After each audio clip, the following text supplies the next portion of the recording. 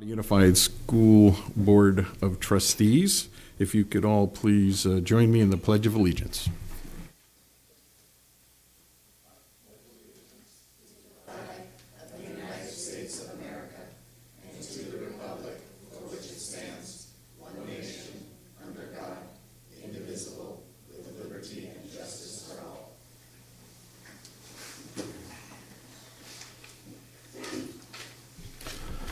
Thank you, everybody.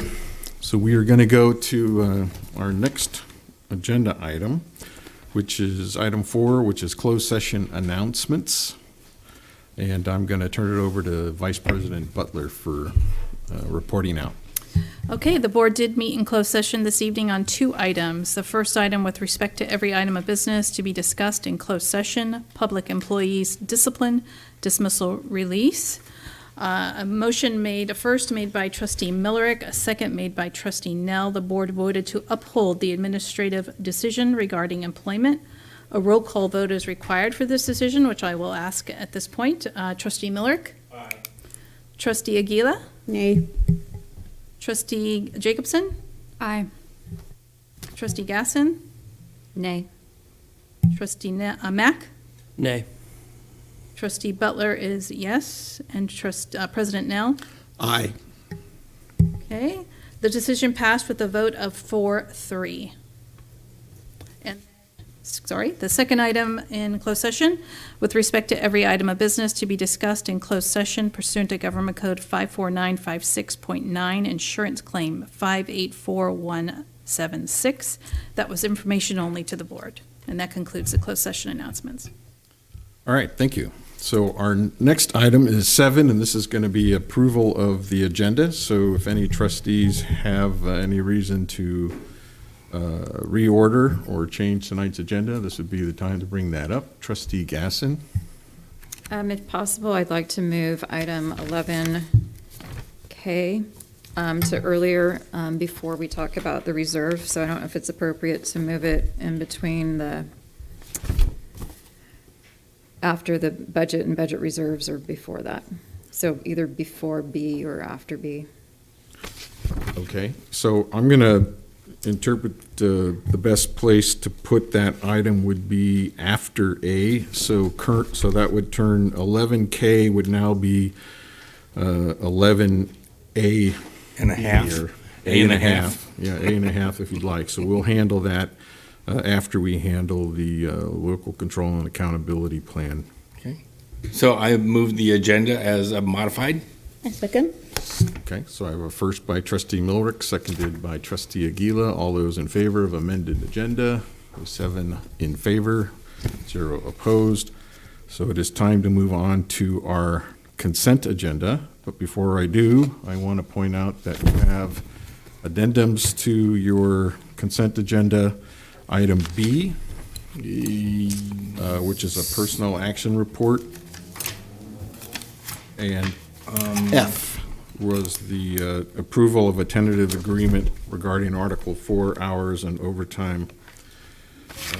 We have a corrected version. Now, my understanding that these corrections are grammatical and type in clarity order, so if there's any questions about them, we can take them off the consent agenda and ask, or we can pass a motion on approving the consent agenda. So does the board? Hang on one second. There's one item I want to address, and I think it's on the consent.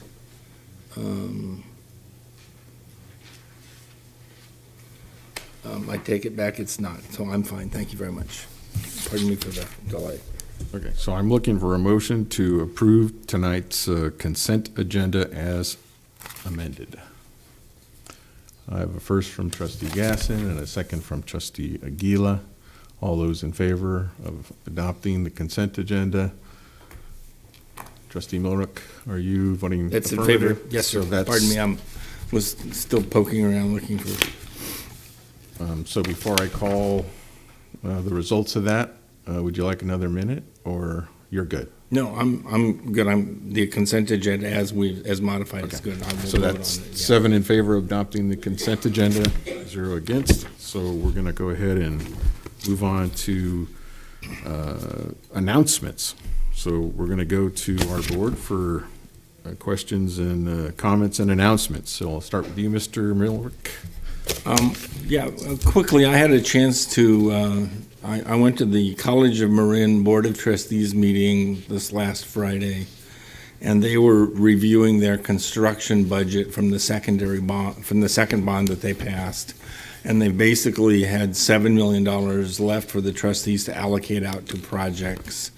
And the Student Center at IVC got a third of that money, and the other 2/3 went to Ketfield. So we continue to make sure that the bond money that's paid by Novato taxpayers is spent on facilities in Novato. They're also doing some work to increase the security around their new swimming pool. There's been some issue of there, and they're going to be raising the height of the fence around the entire facility. There's apparently some high school kids have been breaking in, but I don't have all the details. But that's coming to Novato as well. All right. Yes, sir. Thank you. Thank you. Trustee Aguila. Just I wanted to say thank you to all the teachers that worked so hard this year, and we're now on vacation, so be safe and enjoy your summer. And meanwhile, there's still work to do here, so thank you. Appreciate that. Trustee Jacobson. I have no announcements. Trustee Gasson. I've been at a lot of meetings for the support groups after school, like PTAs and booster groups, and there's like a renewed excitement about the coming year, which I've been really happy to see, because I feel like we all came back and we were wanting to go, but none of us really had the get up and go. So we're all excited about the things coming down the pike, and looking forward to the next year. Great. That's optimism, and we all should be. Trustee Mack. Okay. Trustee Butler. Nothing? Okay. So what I would like to announce is that we're going to be adjourning tonight's meeting in memory of Catherine Hansen, who was a longtime volunteer extraordinaire for the Nevada Unified School District, primarily working through school fuel. Unfortunately, Catherine fell ill and passed away recently, and there'll be some services later on in July that we'll get out to you in an email. It's already on your schedule if you haven't had time to take a look. Catherine was always dedicated to ensuring that all of our students learn. She wanted kids to find joy in learning, and she was a hard working, positive person here in Nevada when it comes to support for public education. She was on the school fuel board for 14 years, starting in 2008. I'm not sure if I was your representative on that board since 2008 or not, but I certainly have been working with Catherine. So it's a tremendous loss for all of us that knew her, as well as the community and the work that she did. So we'll be adjourning in her honor this evening. Appreciate that. Superintendent Derby. Yes, I just have. Whoops. The first thing you have is the new pupil count from today. We are at 7,393, so that's really good. We're going in the right direction, and that was exciting news. I want to honor the IT department that has just been keeping us abreast every week. They come to meet with Cabinet and share the data, because we know that it's the right data because it's what's in the system. And so they've been wonderful, all of them. The next thing I want to talk about is Ellen and Ashley had this vision for the front entrance, and it is now almost achieved, except for the cords that are hanging. I know everyone's telling me about the cords that are hanging, but what's on the screen and the map of the building is really lovely, and the paint job, MOT did a great job. Thanks to Tony and his team as well. So that is a realization. We Lois was standing in between the two screens, and that really did block the cords. When we thought about a plant, but that didn't exactly work because then it gets on the screen. So we're going to figure it out. There's a few more things to get done. So thanks to Ashley and Ellen particularly as well. Summer school has started. We have IVC. Has Aim High. It's going really well. We got to visit the other day. Summer Hawks is going to be starting at Linwood next week. And Olive has summer school, and the special ed is also there, and independent study at the high school level. So lots going on all over. Bocce on August 2nd. So we need to make sure to let Ellen know if you're going to be able to play bocce with us on the morning of August 2nd. And Deb and I will try to put teams together and help out. So I hope you can come for the morning. So that would be like 9 to noon. And the most important thing is Ross is taking my place as a judge for the 4th of July parade. I so appreciate that, so I could walk with the kids. And Leslie's been working really hard coordinating it. So far we know what we've got. Rancho students are coming and they're going to have different languages of saying hello and flags from different countries.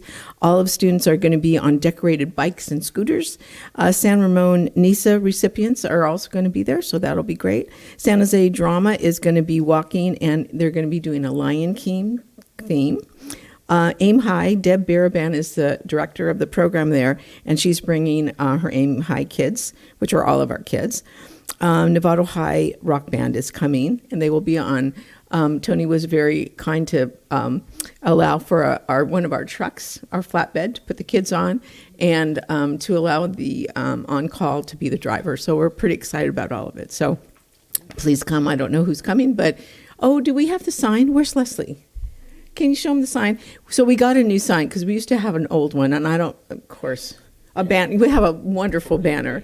And so if you're coming, you get to hold the banner and we can trade off, because I know sometimes that's kind of hard to do.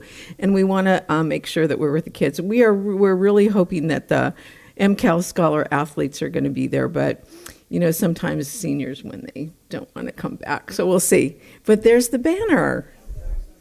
God, look, it's fabulous. Yeah, it's excellent. So we love it. So hope you'll be able to be there. Thanks so much. Okay, so that concludes our announcements for tonight's meeting. So next we have item 10, which is non-agenda public comment, and we have Susan Matthews, who is the Executive Director for School Fuel, who wishes to address the board. Welcome, Susan. Hi, everybody. I just wanted to thank you for acknowledging Catherine Hansen and all of her contributions to the district tonight. She was such a lovely human being who did a lot of behind-the-scenes work for School Fuel. Given her CPA background, she did lots of things regarding our finances and tax returns and things that aren't that glamorous. But she also had a heart that was so connected to all of the individual kids in our district. Our annual Art Smart Showcase was one of her favorite events, and I want to leave you with the image of her. Every time we put that event on, she would make a point of connecting with each individual student who came in, having them show her which piece of art was theirs, taking their picture with it if they wanted that, and finding something positive to say about each and every kid who came through. And that's really what she was all about, and I know that's what you're all about too. So that's how we remember Catherine, and that's what we're going to work hard to honor every day with our work. Thanks. Thank you for your comments. Okay. So we will move on to our first discussion action item, which is item A, and that is approval of the 2022-23 Local Control and Accountability Plan, known as LCAP, with the 2021-22 supplement to the annual update and the 2022-23 budget overview for parents. It sounds as long as the Luckily, we don't have to read the whole thing out loud.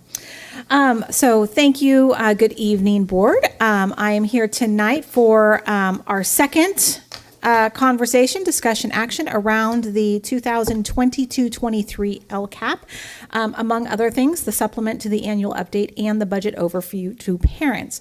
These are two additional supplemental documents that are included that are based on the feedback that you gave us last time.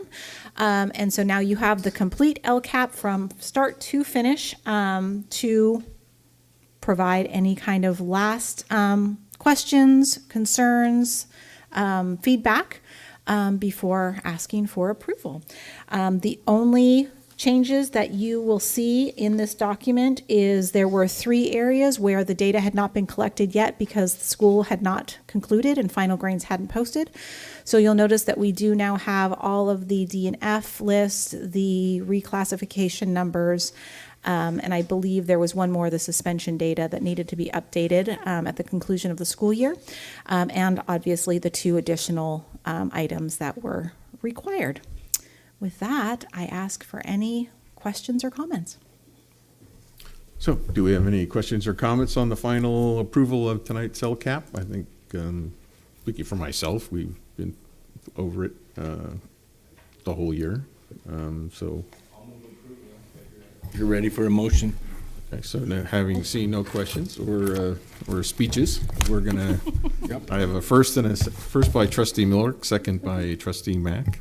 All those in favor accepting.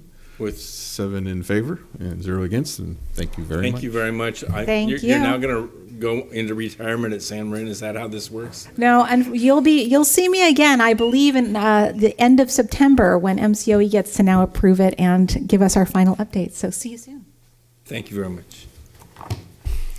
Okay, so this is where we reordered the agenda, so we're going to take what was previously item K, and this is approval of Resolution 43 of the 21-22 year. This is approving an emergency contract award to re-roof Rancho and elementary school, authorizing the superintendent and designee to approve a contract and award these repairs on our behalf. So, item K, do we have an opening comment or question from Trustee Gasson on this, or would you like to have the director? Thank you. No, I just want to present it because when we got to the discussion about the transfer of funds, that was pertinent to the reserve topic. Okay, so then I'll ask Mr. Willard to go ahead and explain the item, and we will proceed from there. Thank you, President. No, by the way, Superintendent Derby said she'd give out a free candy bar if you had the longest title that you had to read. So far, I think I beat Jen. So, no.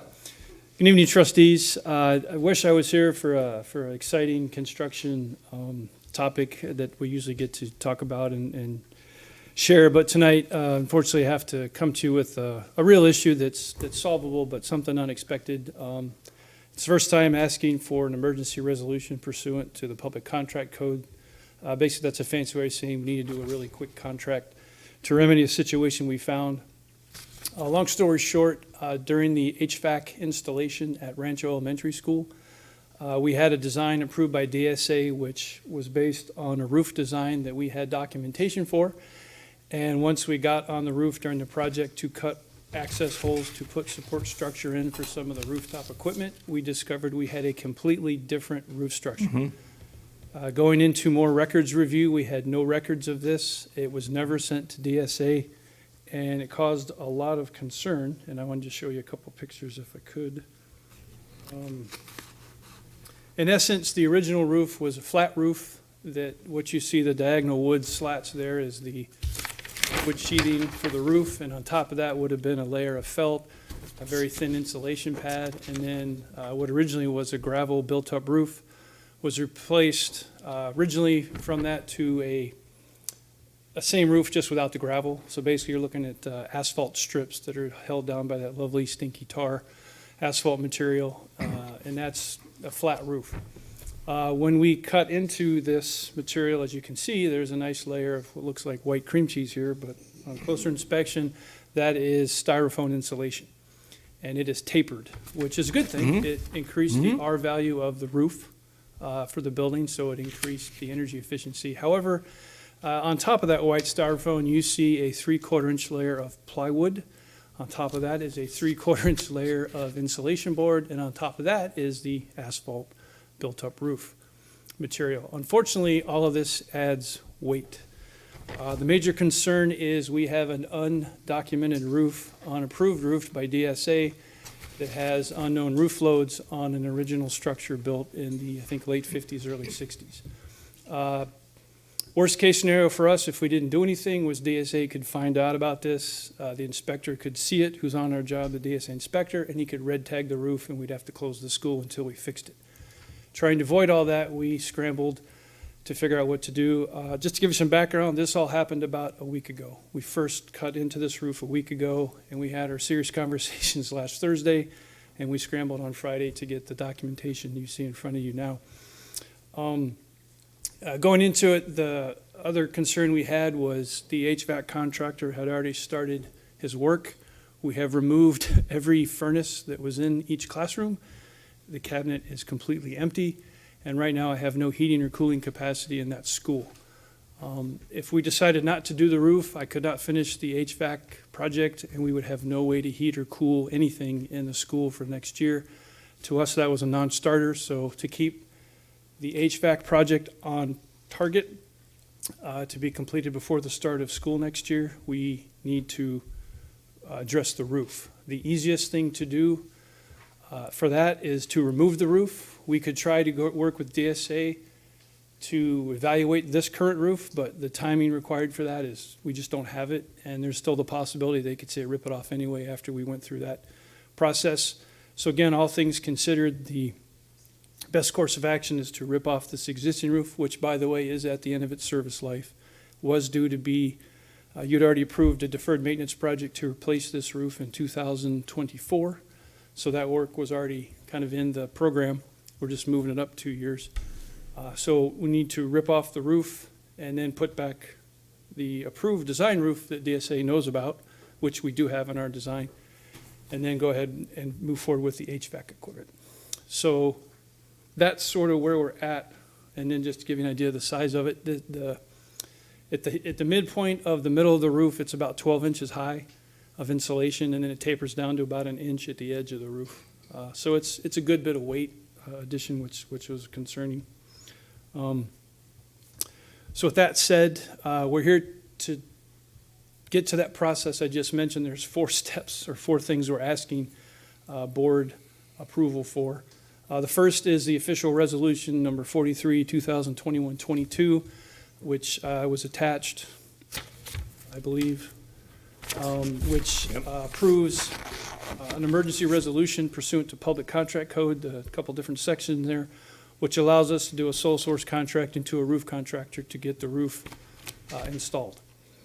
We're also asking, because of the timing, and we know that the next approved board meeting is not till August, to sign those contracts that we're currently diligently working on, to authorize the superintendent or designee to sign the updated total base rent amount in our current contract with the GCCI, who's doing the HVAC work, because we put the removal of the existing roof into that contract for expediency, and they're already on site, and they were able to actually get a crew to start working on that.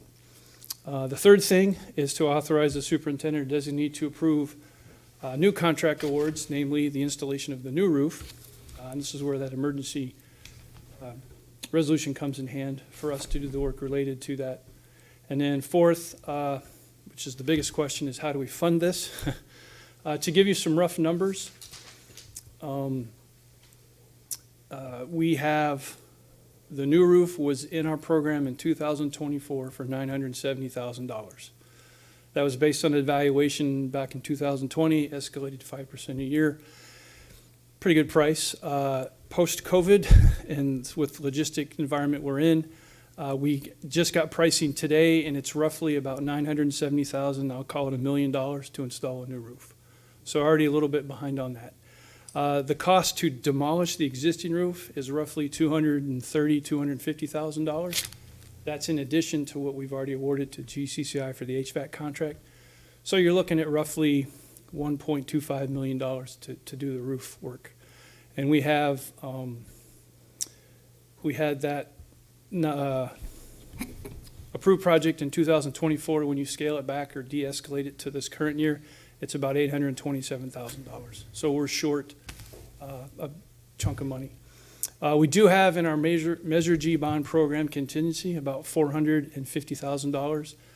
We've used that occasionally as needed. That's not enough to cover this. Again, I have rough numbers today. We're constantly getting new information, but we still have the program cost, the structural engineer, the architect, and some other things. So we expect those costs to go up a little bit more. Again, the reason for the fourth item is we need another source of funds. Again, I was only looking inside of Measure G, so I wanted to come to you with an option. How could we afford this or fund this? And looking at our remaining projects, we mostly have work that's in our deferred maintenance allocation. And if you remember, you approved about $44 million of that. And I'd say we're roughly a third of the way through those projects, and we're getting into the bulk of those over the next couple of years. Near the end of that project, we had some projects allocated to replace existing HVAC units at 5 school sites, San Marin, Sinaloa, Pleasant Valley, San Ramon, and Hamilton. And we looked at the site that all of those have about the same aged equipment. Some is a little bit newer than others. All of those are currently working fine. We haven't had any issues. I talked at length with Tony Albini, our maintenance director, and we haven't had really any issues with those. So we looked at one that would provide a large amount of money to offset this and potentially more issues if we uncover things as we move to this project.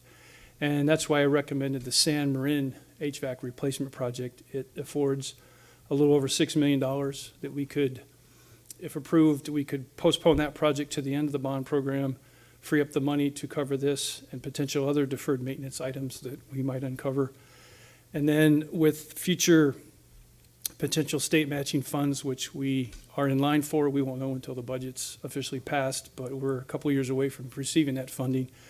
We could potentially get some money back to fund the San Marin HVAC replacement project. So I'm not asking you to cancel it and throw it under the bus or in the trash can. It's out of sight, out of mind. It's just postpone it, put it towards the end of the program, free up that money to cover this project, and then we would sort of treat it as a deferred maintenance allocation pot of money. I can tell you we have other deferred maintenance projects that will find the same issue, where we have some uncovered things we just don't understand. I can also tell you we unfortunately found 4 other school sites where we had this roof problem, where this particular roof was installed and we don't have documentation or DSA approval on it. Doesn't mean we need to rip them off and replace it right away. Those 4 school sites, we have the time to go to DSA and do the proper paperwork and calculations. The good news is I think 3 or 4 of those 5 sites were already allocated to get a new roof anyway, but we still have to work with the architect to do the structural thing because DSA thinks we have one roof, we actually have another. It's not a good place to be. So we have time to work that out, but in case we uncover some other things that will require funding, which we don't have enough of for that. So long story short, that's why we recommended the one deferred maintenance project at San Marin to postpone that, put it to the end of the program, have you free up that money to fund this, and then we sort of use the remainder as that deferred maintenance contingency pot as we move forward with those projects. So that was the 4th request, is to approve that funds transfer within the deferred maintenance allocation. It's a lot of talking. Hope I didn't confuse people. It's very complex, but happy to answer any questions or address any concerns you might have at this time. Okay, Trustee Aguila and then Trustee Mack to start out with some questions. Yeah, thank you.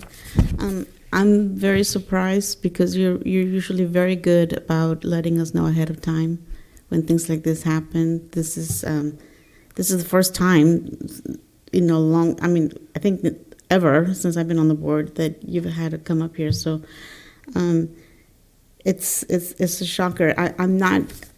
This is why I want to thank Trustee Gasson for bringing it to our attention, pulling it out, because I wouldn't be okay with having this item.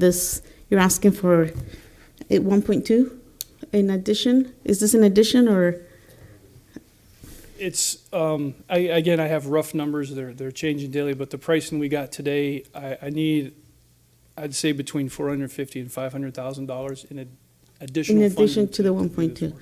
Yeah, so, I mean, I wouldn't have been okay with having this in the consent item. It was on the agenda. But we're talking about it now, and so, my question is now, if we, I don't know if I missed anything, as soon as you found out, I don't know if I missed any emails or any communication, but it's just, you're very good about letting us know. Found out last week. Yeah, last week. And so I just wish that we would have known earlier. Understand the frustration. All right, trustee Mack.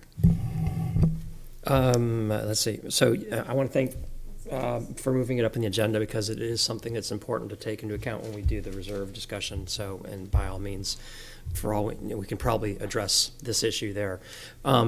I would just like to ask for some, and this is not on you at all because this happened way before your time, but I would like to find some accountability on how this happened. How did we put 4 roofs on our schools without DSA approval? I can tell you, if you got, if you don't mind, if you do a maintenance roof project, which is in essence replacing a like roof or a like roof, you do not have to go to DSA. But they did not replace a like roof with a like roof. Somebody might have stretched it and thought, I can't speak for, I don't even know who it was, but, and then the lack of records is another concerning thing. I think we have some unsigned architect drawings that are partially for what we found. So it's not a complete set, it's not signed. So some red flags pop up, in this, 20 years ago, I can't speak to what the environment was, but I just wanted to say there is an opportunity to do a like for like, which does not require DSA approval. Trustee Miller was next, then trustee Gasson. A couple of things. So the idea 20 years ago of adding 8 inches of foam insulation on a roof in order to improve the thermal behavior of a school was probably a good idea. That's not the problem. The problem is the plans were never gotten to DSA and approved, and we don't have the architect's signature on the plans nor DSA stamp on the plans, which leads us where we are. So, and my guess is if you have 4 other roofs, which you and I talked about earlier in the week, 4 other roofs that are similarly situated, I would assume you're also discovering foam insulation. I mean, I don't know what you've discovered because it's all new, but. We're working on getting somebody to go core sample the roofs to. Yeah, right. Core example, drill a hole and see what you find. Core sample is a fancy word for drill a hole, but so good intentions, but as we've discovered over the last couple of years, over the last year, is there's payroll records that don't have proper signatures. There's policies that were not current. There's orders and orders of layers and layers of administrative process that any institution like $1 million, $100 million a year institution like a school should have current, and we haven't. So this is, in my mind, just one more example of lack of due diligence. So my fix on that is, as we look for a new superintendent, one of the key criteria for that is we find someone who make that part of their job description, that structure and accuracy of records is important. And I would also suggest that we consider putting back part-time and a process auditor like we've had in the past. So at times when this kind of stuff would have been found and corrected, maybe not in the construction program, maybe not, but certainly in other areas. So I do think we have an institutional structural problem that we as a board need to reflect on. Now, so that's the go forward, and I'm glad to see you're drilling holes and trying to figure out exactly, minimize the surprise for the rest of us. On the recommendation that you've made for us, and you've also told us, because you were in a position where, having once started this project, you couldn't stop. You've already begun the construction. This isn't a decision, should we go or not. You're going, because otherwise we're going to close the school. Potentially, correct. So you're not asking us, should I do this? You're asking us for the money that the decision the administration's made under the duress of an emergency situation. With hat in hand, correct. No, and nice, nice hat. But item number 4, and item number 1, 2, 3 make perfect sense to me, but item number 4, you're asking us to move $6 million, but you've only identified $500,000 or less than $1 million of immediate need. So why are you asking us to move $6 million, $6.6 million? Why don't we just scratch the 6 and we'll move $60.668 million? And will that meet the need? That will meet this immediate need, and I guess I was forecasting with the other 4 potential roofs, and it's, I guess I was trying to minimize how many times to come before the board to ask for additional money. I would love to have not, save my time in this room as well, but Sure. but the idea of committing $6 million in advance before you fully understood the problem is uncomfortable for me. I would like to immediately solve the problem you've identified, and I would propose that we approve, some smaller number. $1 million. You asked for $500,000. I would approve the 668 million, 0.668, and that's up to the board. But I would like to reserve the rest of that for a more thorough analysis before I go to San Marin and say, those air conditioners you were going to get, well, you're not getting them. It's uncomfortable for me, because what that says is their project is now once again put on the back burner in some other campus that is not the Rancho campus or some other elementary school. We're talking, and I want to minimize the noise in the rest of the system, but we need to solve the problem that's immediately in front of us. So I would propose an amendment to this, and Mr. President, I'd make a motion for just to lower that amount for the amount they need to solve the problem. But those are my comments. I'll wait for the rest of the conversation. So And Mike, thank you very much for getting this on the agenda immediately. Okay, so Trustee Gasson, you were next. Thanks, Mike. The first question, actually, after I saw the pictures, because I was so focused on money, like I was, always, I presume there's no concern about asbestos having to be abated, with that foam stuff? No, this is, I forgot the official Styrofoam. chemically term, but it's definitely Okay. so new, there's no asbestos. Okay, well, I don't know, I thought I heard like 23 years ago. So to kind of go along with what Trustee Miller was saying, what my idea is, instead of, I'm concerned with us constantly moving money within the bond. It's hard for the community to follow and understand. My suggestion at this point, since we were about to go into talking about the money that we've received from the state, and that we were going to allocate money anyway to deferred maintenance to actually tap into the funds there, and then if there's these 3 other sites that we're going to have other challenges with, look at it as a whole, and then determine if we need to move money from somewhere else. But I would really like to stop moving money in the bond when we've set aside for certain purposes, and the amount is, I want to say low, but it's really not.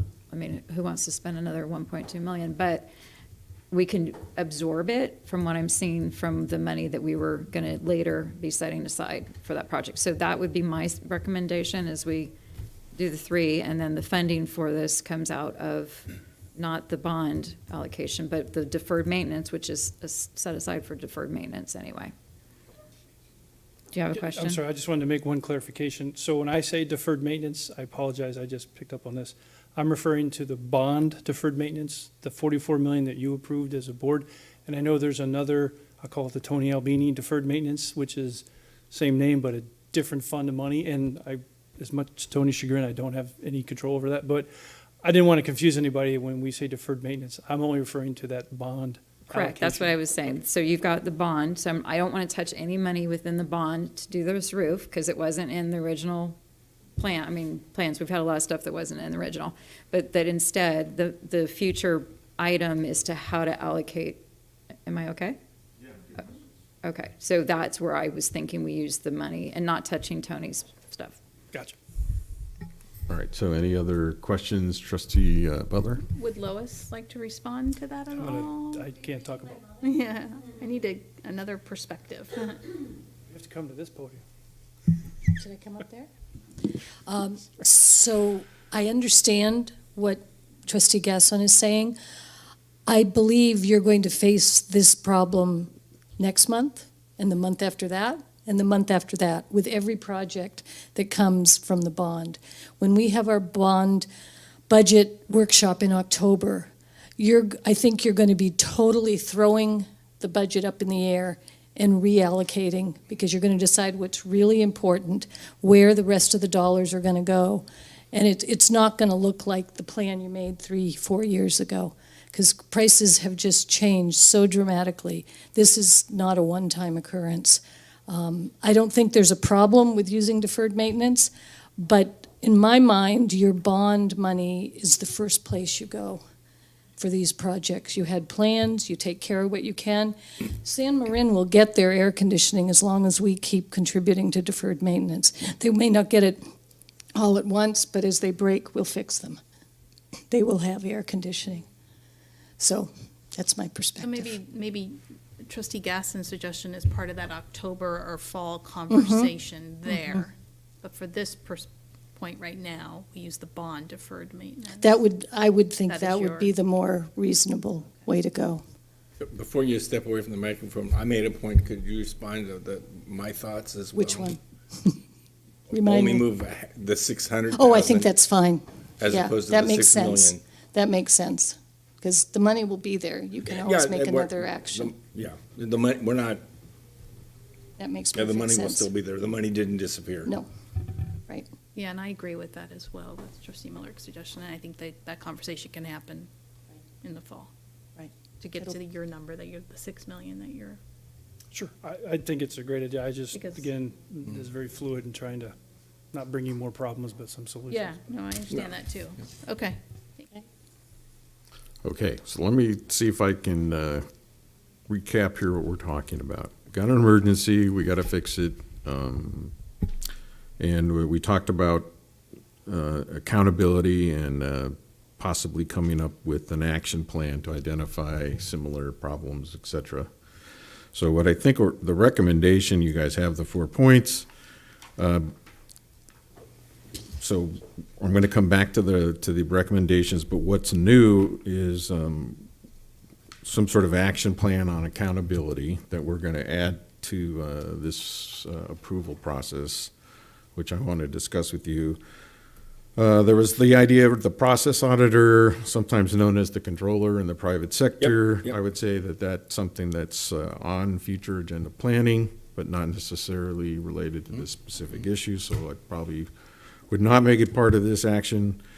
And then there was some discussion around giving direction to staff to actually come up with an official new plan for San Marin High School's AC replacement, because even whether we take all of it or some of it, the plan's going to have to be amended or funded through other means. So we're going to need a staff report on how to fix that problem. I down think the road. that's coming in August in the report Lois is Okay. Miss Standring is putting together. So then I think the motion that I'd be looking for would be to adopt recommendations 1, 2, 3 and amend 4 to use bond deferred maintenance funding for the difference, and then to come back later with the new San Marin high school plan, or come back later with how we're going to replace the 4 to $500,000 difference, because that's what and then we heard that there's going to be a further discussion on that anyway. Can I try that? Yeah, sure. That's what So I'm looking for a move the motion. resolution, items 1 through 3, the superintendent's recommendations 1 through 3. And for item 4, then it says approve a 668 million, not 6.668, just 668 million transfer within the bond deferred maintenance allocation. And this doesn't say from San Marin High School, but he did. Do you want it? What do you want? What do you guys want?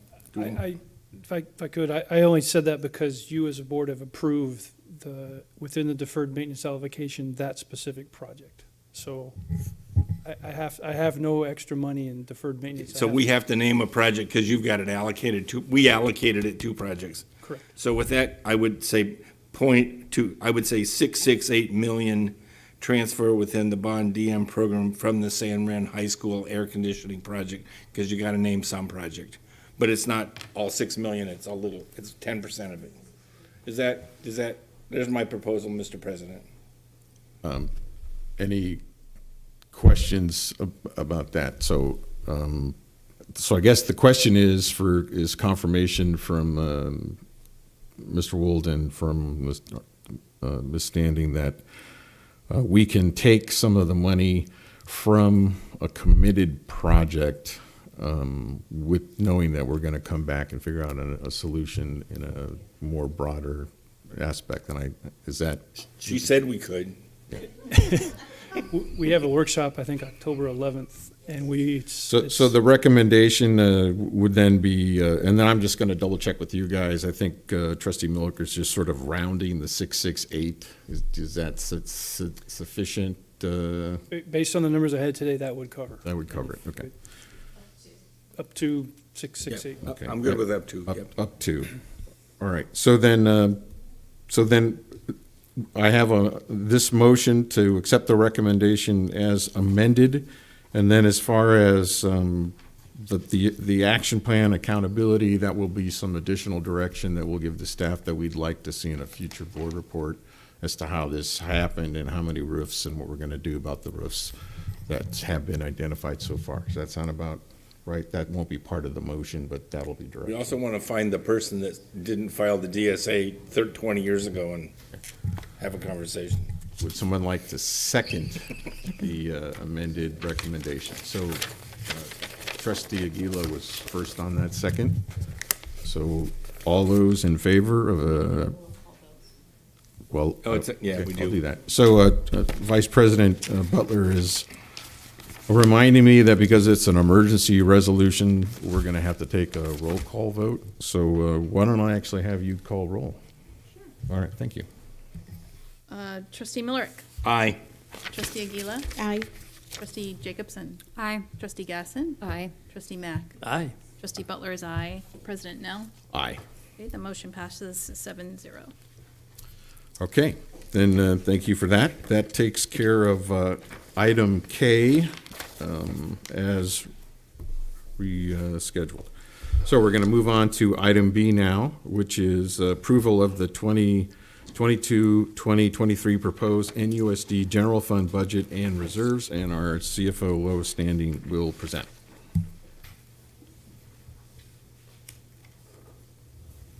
I learned a little trick. You just hit the book and it comes up as a slideshow. Okay, hello again. So I have a small presentation, just kind of a summary of the budget, just to remind people what we're looking at.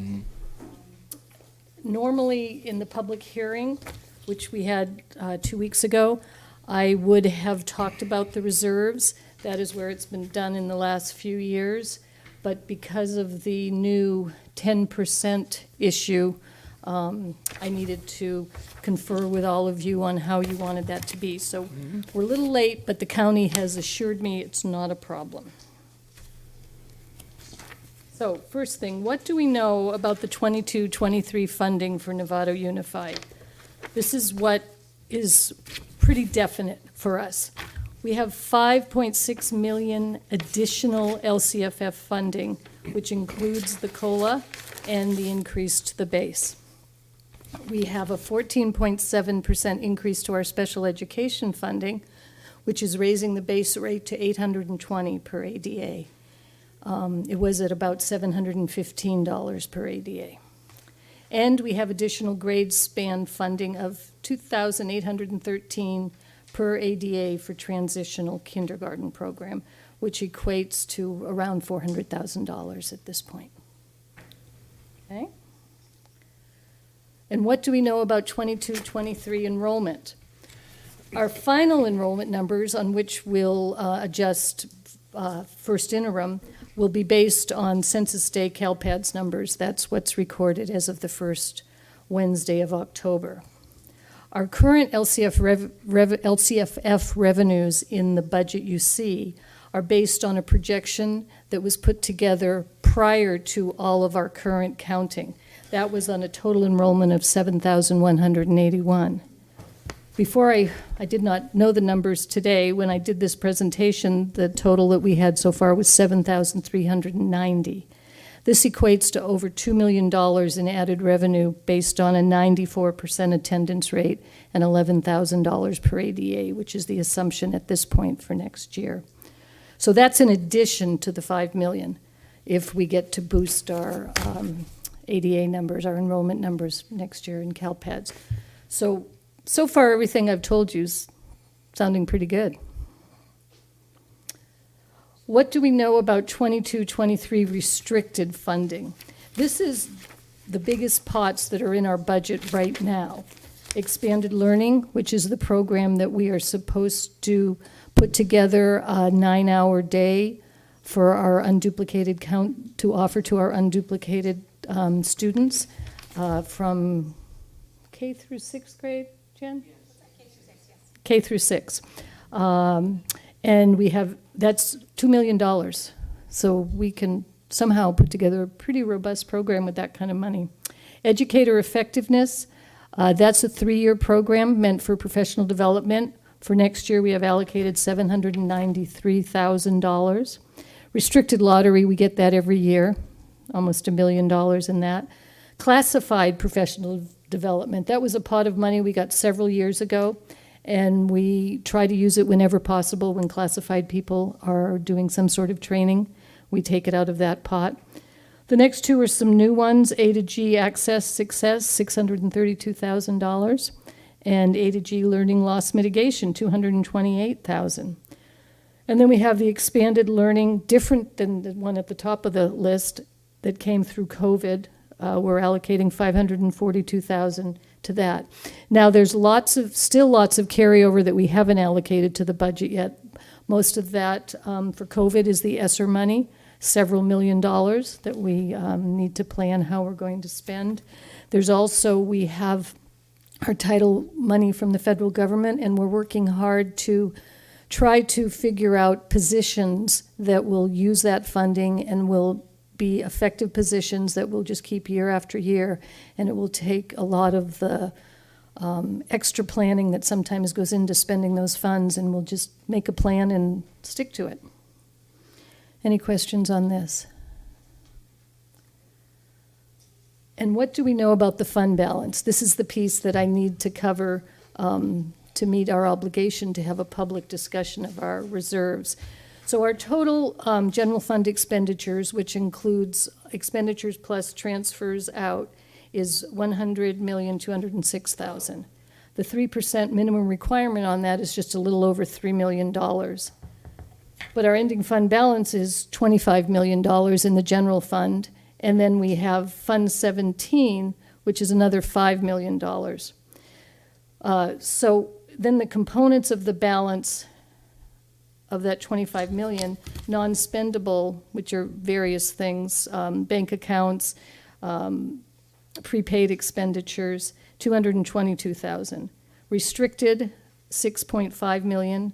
Committed, which we went over last week and we'll go into a little bit more with one of our resolutions, 9 million. The 3% reserve is again the 3 million, and then we have unassigned above the 3%, the $6 million. So there's a summary of our reserves. And what do we still not know? And this is the big question. The trailer bills have started coming out. I have not seen a very much interpretation of them. But one of the questions is, how much additional funding will there be above the 6.56 COLA? It seems that the legislature is bound and determined to give us even more than what was originally planned. And will the governor's ADA adjustment prevail? At this point, it's looking like perhaps not, although that doesn't adjust. We went the conservative way. We did not include it in our calculations, so that won't decrease our funding. How much funding will be one-time and how discretionary will it be? I talked to you previously about this one-time pot that we're going to get.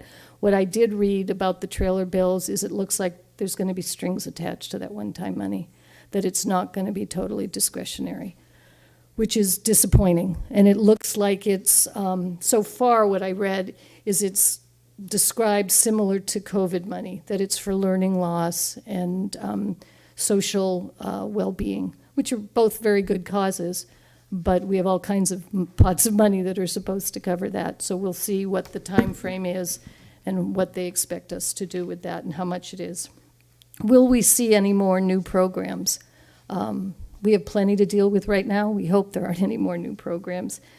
And what will happen with home-to-school transportation? There seems to be a big push to get that as a requirement, so we'll see what happens there.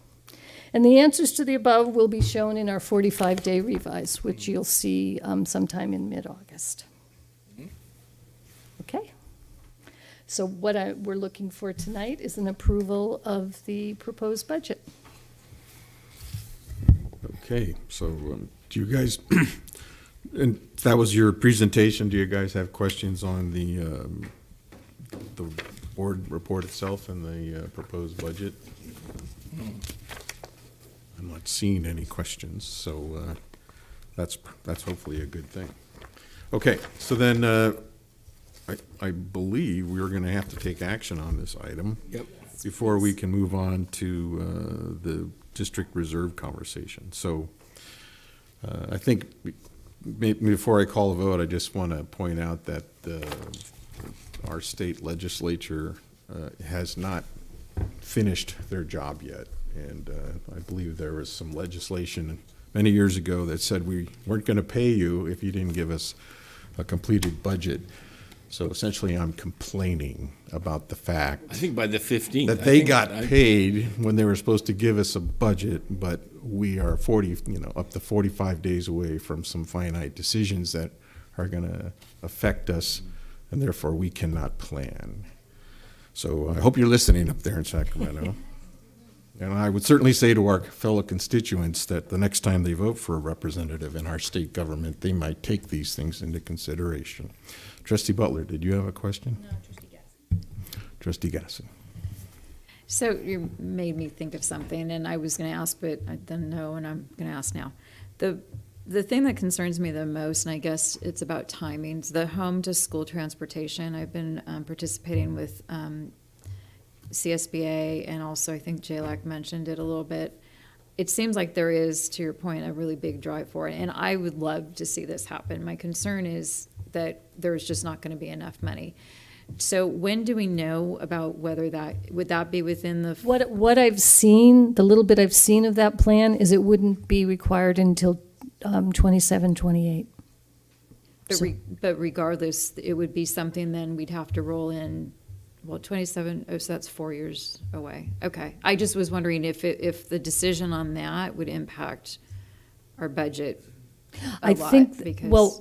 and I don't know that much, but what a little bit that I've read has said part of the argument or discussion is how much funding are they going to put along with that? How much are they going to increase transportation funding? Because it's laughable what is considered transportation funding. It's rolled into LCFF at this point, but it's not much money at all. Okay, well, that was my concern, because I think that, you take a location that has one school, or Novato in particular is just so spread out. I just cannot get my head around trying to provide transportation and logistics and having enough staffing. I mean, I know that local transportation agencies are having challenges. So that was why I was just curious if it did come to be. It sounds like it's not for 4 years, but it would truly impact our funding. I'm not sure how it's going to happen. The fact is there are not bus drivers to meet the need right now. So Okay. and then getting buses will be a whole nother issue. Okay, So it's just it's been something I've been following and concerned, so thank you. Okay. I'm prepared to have a motion to approve the general fund budget and reserves of this report. Is this a I'll motion? move the recommended budget, staff recommended budget. Seconded by Trustee Mack. All those in favor? I have 7 in the affirmative, none against. So Lois doesn't go to jail? Is that how this works? Okay. I appreciate that. Okay, so then that allows us to move on to item C, which is our approval of a resolution to approve committing the NUSD district reserves, and the CFO, Lois Denny, will present.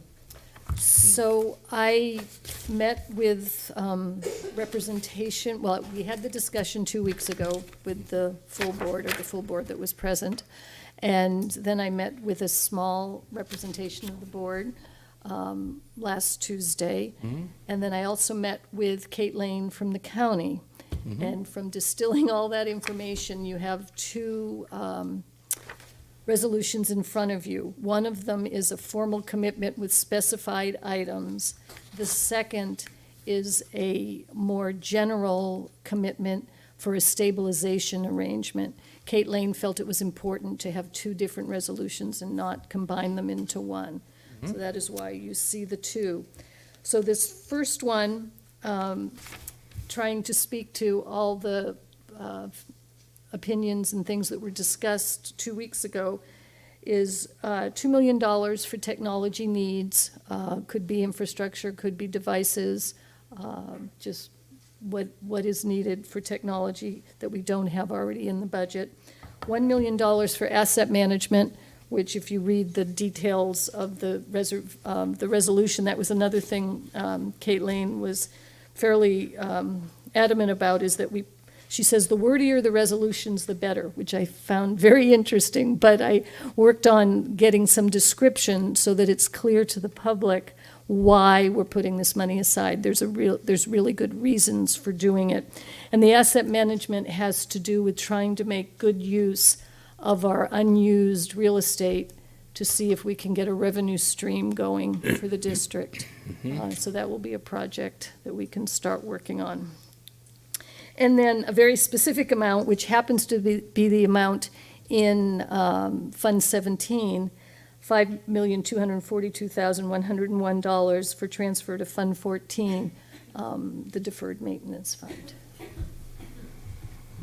And that is not the bond deferred That is maintenance. not the bond deferred But that is maintenance. actually the district's capital replacement account, or. This is a special facilities. reserve. It's not meant for capital acquisitions. The money was put into this fund in 3 different installments. The first 2 had to do with board action, and it wasn't a commitment. It was more just a transfer to support STRS and PERS increases.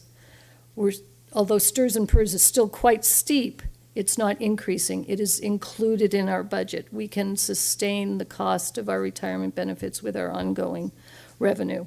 So it's not needed for that. And then the last transfer into that fund was 2 years ago, or the end of 2021, a $2 million transfer for unexpected COVID costs. Well, we certainly have enough COVID money that we've not needed that money.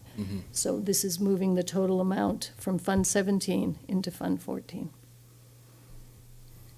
Correct, and I was trying to get an explanation as to Fund 14 deferred maintenance. I'm sorry, is- deferred maintenance, yes. it- so- It used to be that we actually got money for that, and we had to have a deferred maintenance plan to support it.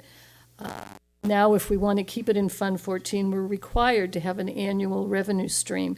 We've been transferring approximately $250,000 a year to this fund. But that's hardly enough to meet our capital needs. Okay, so questions to the board, trustee Miller. To be clear, we own something like $1 billion in physical assets. We have 15 campuses in this building and with 2 warehouse facilities. We are the largest property holder and building owner in Nevada and maybe all of Marin County. So all of those buildings need roofs and asphalt and siding and paint and all of that stuff. And your $200,000 a year for deferred maintenance on $1 billion worth of real estate is like any commercial real estate agent would look at you and think you're crazy. So I'm glad to see you're putting other funds there, because that's what it takes to keep them from falling down. So thank you for that. I also would like to note that you put $2 million in tech funds, and clearly we're seeing some aging issues in our network infrastructure and some other areas, and I think that money will protect us from the issues that come with obsolete equipment, stuff falling apart when you're trying to get some work done, and then so thank you for that. I support the proposal. Okay. Trustee Gatlin and then Trustee Butler. Trustee Butler? At the last board.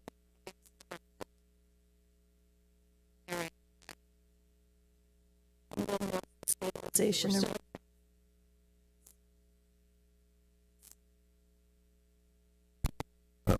Trustee Gasson. So I love that we're setting the money aside, and I know we had that conversation, and when I went home, I started thinking about how I approach things just in a personal life, and one of the, since it seems like there's an opportunity for maybe an additional $2 million or some other money coming from the state, what I would like to consider is how do we capitalize on some, like this money we're setting aside because we need it, and the asset management will be hopefully something that creates more revenue. But I started thinking we've got sites that are working really hard. There's been a lot of stress these last couple of years. Are there things that we can implement, policies or practices that we can maybe create opportunities for time saving, efficiencies, or even cost savings? And one thing that comes to mind is hearing about some forms and stuff that when we lost the copy center, the sites had to do their own printing, and these triplicate forms and things that some schools are using, some aren't. And I'm just wondering if the next round of money, I was going to originally suggest maybe we move a little bit from here, but if there would be consideration or discussion with staff about things that maybe we could do to make their life easier, save the district money, and even, kind of move up into a place where everybody's doing a little less with. That's a great idea. We talk about that quite often here, don't we, Superintendent Derby? Well, so I don't only put words in your mouth, but are you asking if we can establish a committed reserve account for operational efficiency capital investment, which would be a fancy way of saying the ability to purchase, I guess, copy machines or other operational, more on that set aside. Right. I'm just saying, originally I was going to suggest we move some, but after hearing we're going to have a lot of roof replacements, I'm thinking I don't really want to touch the deferred maintenance. But if we are to get some additional money, it would be more going to our staff and saying, what things can we do to help you become more efficient and save the district? I personally, from being on sites, can see one site's doing this and one site's doing that. Why can't we all be doing the same thing and making one order? Or, and I don't have enough visibility to know what it would mean, but just trying to use some money to leverage us being able to be better about what we're doing and helping the staff. So, and that is one of the topics of the Budget Advisory Committee, is trying to figure out ways, just with infrastructure and systems, how we can save money for the district. So those kinds of things will be talked about. Trustee Moak, I think I haven't asked for one. I just wanted to make sure that everybody had a chance to talk it over. Trustee Gasson, are you satisfied with the budget workshop? And then I believe none of this is actually written in stone, with the exception of maybe Fund 14. Is not the type of money that you can easily change to. But You will just, yeah, it has to be another board item. Yeah. I didn't want to. I guess what I'm getting at is I think it's in it. What the issue you bring up is important, and I think it can be addressed, and it could be addressed through some sort of reserves. But it's probably maybe to start, we need to have a budget workshop around those sort of operational efficiencies, and I sort of see that coming anyway because we have a lot of extra one-time funding we have to go through and some other things. So. You're going to be chairperson of that meeting. If you want to I'm volunteering. Trustee Millerick, did you want A to? motion for resolution number 39, 2021, 22, commitment of fund balance with the three items as listed on the document. Do I have a second? Seconded by Trustee Butler. All those in favor? 7 approved. Thank you.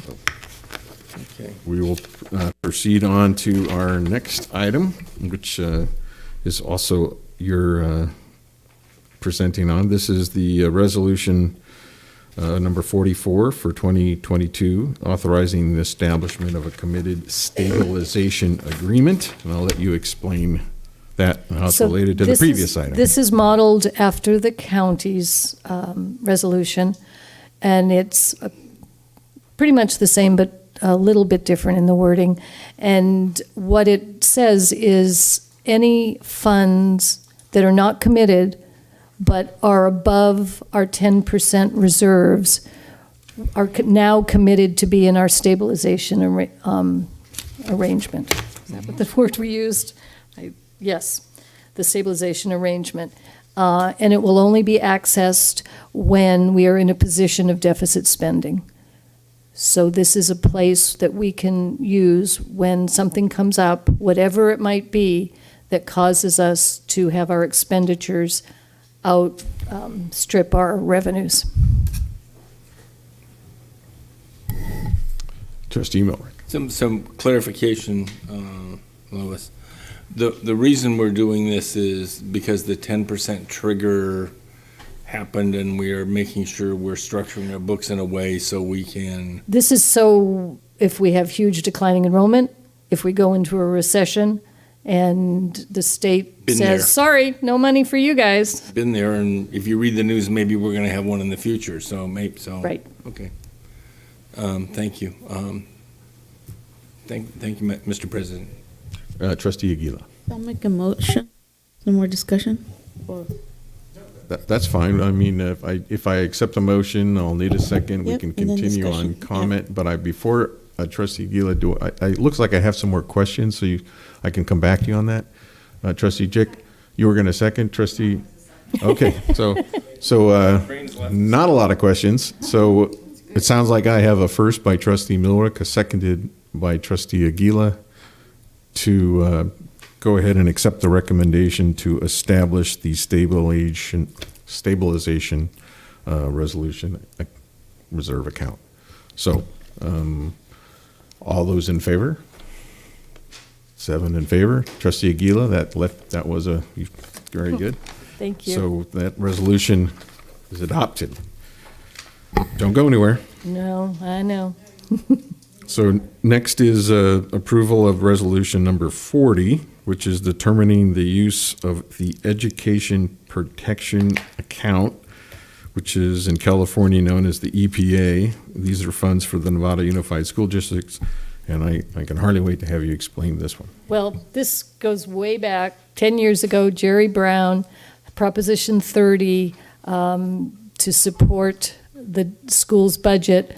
I don't even remember the details. He had raised a tax, and then he didn't want it to go away, so this proposition came through.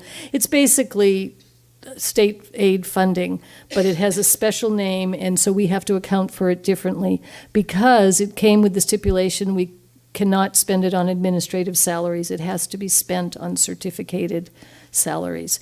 So this report is required every year to show that in our budget, anything, and it has a special resource number 1400 in the account code string, anything that's given to us under this guise is spent on teachers. So this is just something we have to do every year.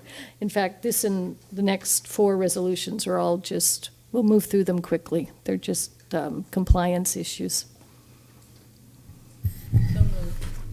Okay, so I have a first from Trustee Butler, a second from Trustee Mack to approve the EPA funds for the Nevada Unified School District. All those in favor? 7-4, 0 against. The resolution is adopted. And the final one, or is it? Oh, don't get there yet. Yeah. Next is resolution number 41, which is to authorize the tax anticipation note, known as TAN, for 22-23. So this is a unique animal in Marin. This is not a true thing in Sonoma County, and I believe it's because there's so many basic aid districts, and they really only get their funding at property tax time, so there can be ebbs and flows with cash flow. It's a mere formality. We fill it out just in case we get to a point where we might have negative cash throughout the year. With the revenue we're getting this year, I don't foresee that being an issue, but it never hurts to have this in place just in case. Okay, any, Trustee Millwright? It's like getting a loan approved on your house but never borrowing the money. So the day you need it, you can pull the plug. Yeah. Historically, we've actually pulled against the tax anticipation notes 20 years ago or 30 years ago. It's been a long time, but we always go through the exercise just so we have the authority if we need it. So I move adoption of resolution number 41. All right. $38 million worth of just-in-case authority. Hey, I might want to take a vacation. Do I have a second to adopt the resolution on potential borrowing authority? Trustee Aguila is going to make that motion, so all those in favor? 7-4, 0 against, so we will adopt that resolution. And we will move on to item 11G, which is Resolution 45. This is budget transfer of funds for the fiscal year 2022 through 2023. Basically a housekeeping item, just to give our department the leeway it needs to keep the budget work moving, and not having to bring every single thing we do to the board for approval. Any questions on our authorizing the CFO and staff, designated staff, to transfer funds as stipulated in the resolution? And these are budget transfers, so it's actually not even really cash.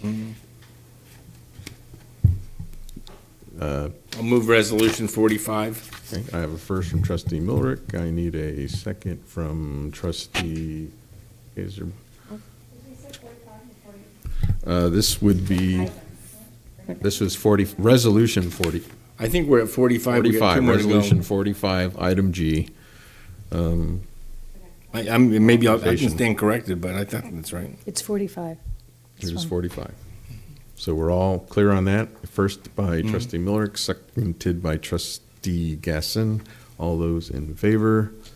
7-4, 0 against. The resolution will pass. We'll move on to H, which is resolution number 46. This is authorizing temporary transfers between district accounts for fiscal year 2022 through 23. CFO standing. Similar, this is more at the county level. If there's some reason we need to make transfers, whether a certain fund is short on cash, sometimes Fund 13, although not the way Fund 13, the food service is right now. But again, it's just good to have it in place in case something comes up. Okay, any questions about the authorization to transfer funds temporarily between the district's fiscal accounts as stipulated and controlled by the wording in the resolution? Any? If not, motion to pass the resolution. Trustee Aguila, is that a motion? Okay, I need a second from Trustee, no, I haven't done one in a while, so I will second this one. All those in favor? We have 7-4 and 0 against, so the resolution is authorized. Next is item I. This is approval of resolution number 47 for 21-22, authorizing year-end budget transfers. CFO standing. And this is interesting to me because it seems redundant, since I'm sure last year you authorized budget transfers for the year 21-22, but this is one the county recommends we do. It's just for the year-end process that we're entering right now, that we just be able to make transfers as needed to get the work done. Okay, any questions about authorizing year-end budget transfers Comments, questions? None. Then I will accept motions to move the resolution. And Trustee Butler is first, seconded by Trustee Jacobson. Or are you right? Okay. And all those in favor? 7. Mr. Milrick, you are voting in the affirmative? I am, sir. I am just. So that's 7-4, 0 against. And we will authorize the resolution and the year-end budget transfer funds. That brings us to item J, which is not CFO No, low I get to sit standings resolutions. So this is approval of a selected vendor to replace the existing phone system with IT Unified Communications as a Service, known as UCAAS platform. And our IT Director, Tim Rocco, will present. Good evening, trustees. Tim Rocco, Director of Instructional Technology. I'm here with my colleague, Don Nicodemus. Tonight, I'm here to talk to you about phone systems and how they've changed and what we're going to propose as a replacement for our existing phone system. Slack, Zoom, and iMessage have changed the way that we communicate. Unified communications is all of these things plus telephony rolled into one. Our existing phone system is a Cisco system that was purchased in 2011. It's reached its end of life, and it no longer is compliant with existing 911 laws. Our presentation here tonight is going to show you a little bit about our selection process, some of the factors that influenced our decision beyond that, and then cost analysis. So on this slide and the next two slides, you're going to see some of the factors that we included in our matrix as we evaluated the RFPs. We began researching this topic in about a year ago, July of 21. We posted our RFP looking for vendors who can supply us options in March 19 of this year, and those submittals were due on April 15th of this year. Proposals were evaluated on a 65-point matrix covering cost, details, and features. Our selection process, through our selection process, 12 vendors signaled intent to respond, and 8 proposals were received before the deadline. Our process concluded with a recommendation for Ring Central.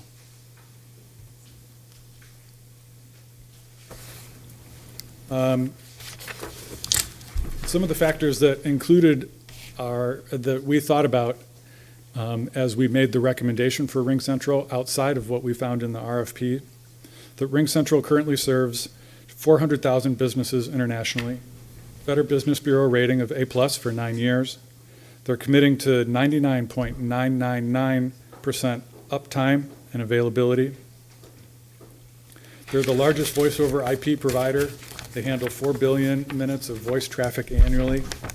And what you're seeing here on this slide is excerpts from the 2021 Gartner Group UCAS standout for vision and execution. The other thing that we liked a lot about Ring Central is it's used by other local school districts. We spoke with TAM, and we know that it's being used by Fairfield, Rincon Valley, and Santa Clara. Okay. Now Don is going to share a little bit about the cost analysis that we did. Okay. Good evening. We looked at a number of costs of the new system, and not just the recurring or monthly or annual costs of the telephone service. Basically, our servers, virtual servers that act as a switching, those are going to basically go away, and that kind of switching is going to be handled in the cloud. So we're left with the $83,000 in annual cost of the service itself, but we need to do some porting of phone numbers. We need to install the new system. We need to test, and we need to train not only IT staff, but most of the users who will be able to use a plethora of new soft services that are associated with what is a basic phone now as well. The phone and other hardware costs are $52,559. This does not include shipping or tax, which is basically the same from vendor to vendor. But the shipping, we did not get a clear answer from any of the vendors. We did get about $12,000 in sales tax from some of them. But outside the sales tax, our total initial cost, including 1 year's service, is $187,206. And then over 5 years, the cost of the system will be $519,234. But as we started this process, we immediately started focusing on how can we save money with the new system. And we looked at reduction of the SmartNet licenses for these servers and the switches, licensing and support contracts on those come to about $85,000 a year. The expense reduction from a reduction in POTS lines and Centrix lines and trunk lines are listed on the next couple of lines, $30,585 and $45,600 per year. We also have another $8,000 from the discontinuation of video conference lines. So the total expense reductions per year are $169,900. And then over the 5-year period, we're talking about saving $849,500 with a net savings of about $330,000 less the one-time $12,000. Thanks, Don. Sure. So with that, I know looking on your agenda that we're on about an hour early, so we can take questions for about an hour now if you like.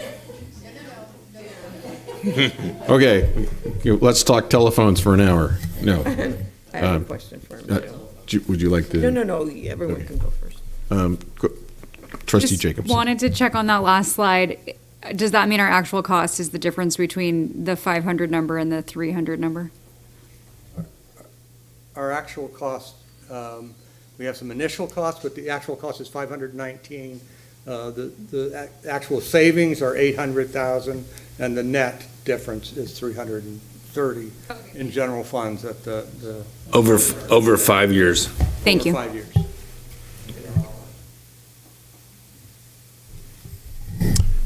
Trustee Aguila, then Trustee Mulrick, and you just have your hand. Okay, so. So assuming we're committing to a 5-year contract, what happens after the 5-year? We have the discount and then we create a new contract? At the end of the 5 years, we have the option to negotiate a new contract. Okay. One of the things that I would mention in thinking about that is that the hardware that we're purchasing, the physical handsets, we're anticipating those are going to last, our existing ones have lasted for 10 years. So. Yeah.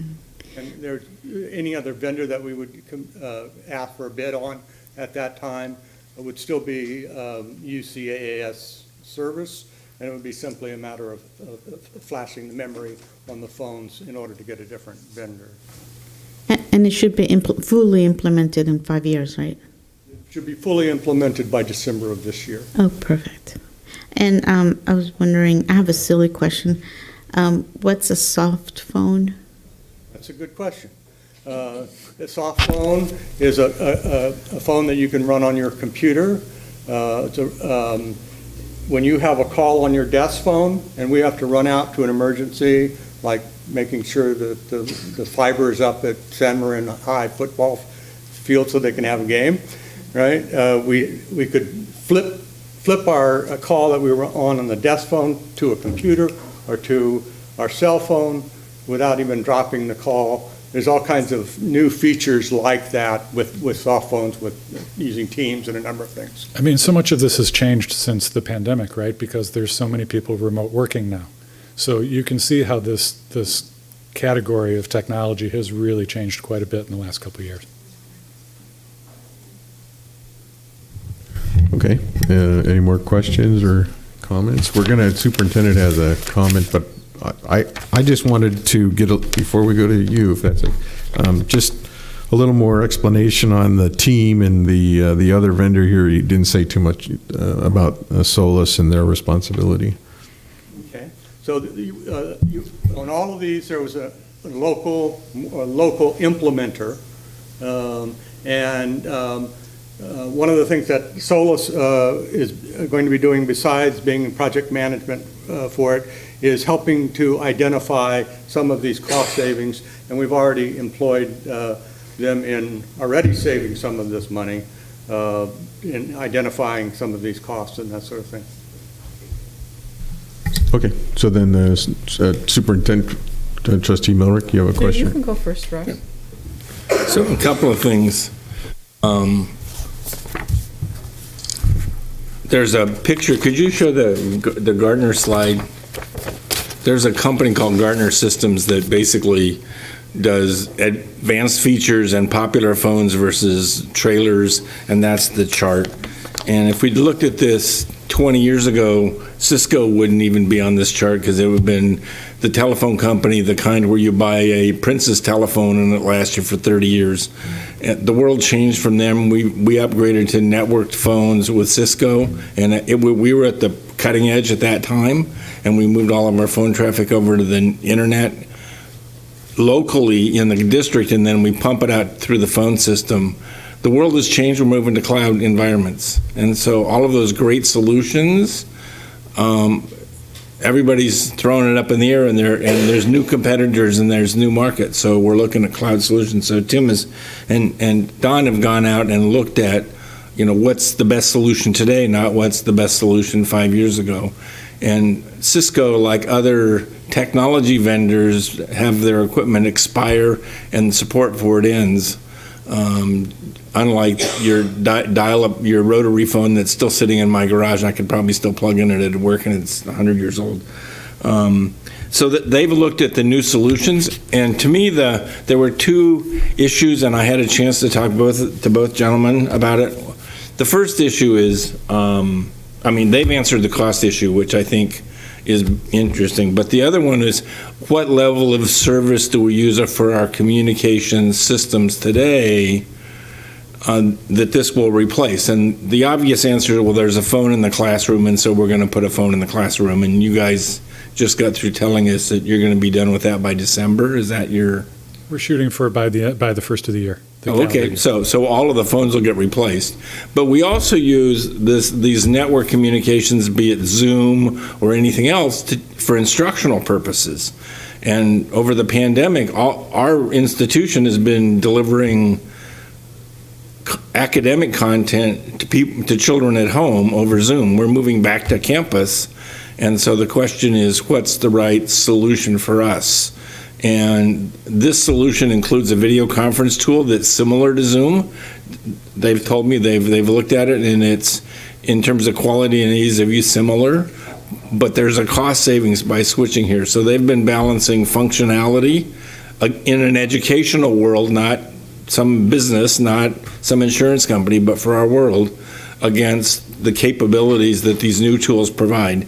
So I pulled the Gartner report down, which is like a 30-page report, and read it. And basically what it says is all of those dots on that screen, everybody's moving to the right and up as fast as they possibly can. And the report says, well, what we told you 3 months ago is not true. They have more features and they're better priced. So we're in a time of very fast changing solutions. So even if they pick the best solution off of this chart, which they've done, I think, it'll be different 6 months from now, but I think we don't get the savings if we don't take some action. So I support them moving forward, but it's an uncertain world. There are 5 years from now, there's going to be a better solution. the question is, what should we do this year, and where are we this year? So I thought, I spent 2 hours with the guys today talking through what they did, and it seems like they've done all their due diligence, and they've got a plan and a vendor that they're going to be able to hold accountable to make this work. So it's like when we bought phone switches 30 years ago. You take your best guess, and knowing full well they're not going to last forever because technology's moving so fast. So that was my due diligence. They spent some time with me this afternoon, and I thought I'd share back with you guys what I learned. So, Mr. President, thank you for allowing me time to talk. Appreciate that, and your due diligence as well. So I'm going to ask the superintendent. Yeah, I have a question for Tim. So I just heard about Slack yesterday. So I wonder if that is going to be a feature we will be able to use. Yeah, that's a piece You don't that's like it? built into this as well. You use it every day. Okay, so I'm like, that sounds good. Oh, it is? Oh. Yeah, well, and we also have Microsoft Teams, which is very similar Okay. to Slack. Oh, okay. And we we use Slack for a long time, but we get Teams with our licensing for Microsoft, so that's something that we've been using for quite a while. Okay. And I'm happy to advocate for that if you want to sit down and chat with it. I think it would have been wonderful in the pandemic Yeah, for our teachers. it sounds like it. Yeah. Okay. Thank you. Yeah, Well, people yeah, go and- crazy. Yeah. Go crazy. Yeah. Mhm. Okay. The problem with Slack is, okay, you got hit with something, somebody said something. 10 minutes later, because you had to do something else, you're trying to go back, or even next day. Yeah. Was it an email? Was it in that conversation thread? Was it, it's. Yeah, was it just my, I yeah. would just say, and you know what I'm talking about, impose some sort of structure on the channels Uh-huh. and the way you create Yeah. communication. Sure. Because judgments. Okay, yeah, it's, like I say, I mean, it's been really great for us, but in IT, it's limited, there's just, a little more than a dozen of us, so I don't really quite get into that issue. 600 people on it, so. Yeah, I can imagine. It's a big change, like giving email accounts to every teacher in a school district and expecting them to answer parent comments at 8 o'clock at night. It was a big change. Right, no, I'm sure that's not in the contract. Trustee Gasson. So thank you for meeting with me yesterday. And I will say, having installed old phone systems, I think that the takeaway from tonight is that there's so much new stuff that we're going to be able to offer to our staff through these new phones and through the software, or the stuff is in the cloud, it's not software. But so my thing is that they're going to be blown away with all the cool things and features that we do have. And if we add something else, great. But for right now, I think that they'll be so thrilled, and the cost savings is excellent. So I would move to say we should approve I'm already on the cooling mitigation thing. What's the phrase? The telephone Yes, system. UCAS.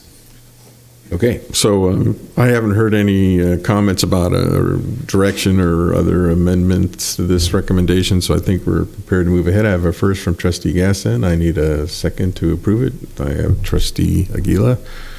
Just straight across, I can see her get her hand up right away. So all those in favor? We have 7 for, 0 against, so it is approved. Thank you guys very much for all the hard work you did. We really appreciate it. Thank you very much.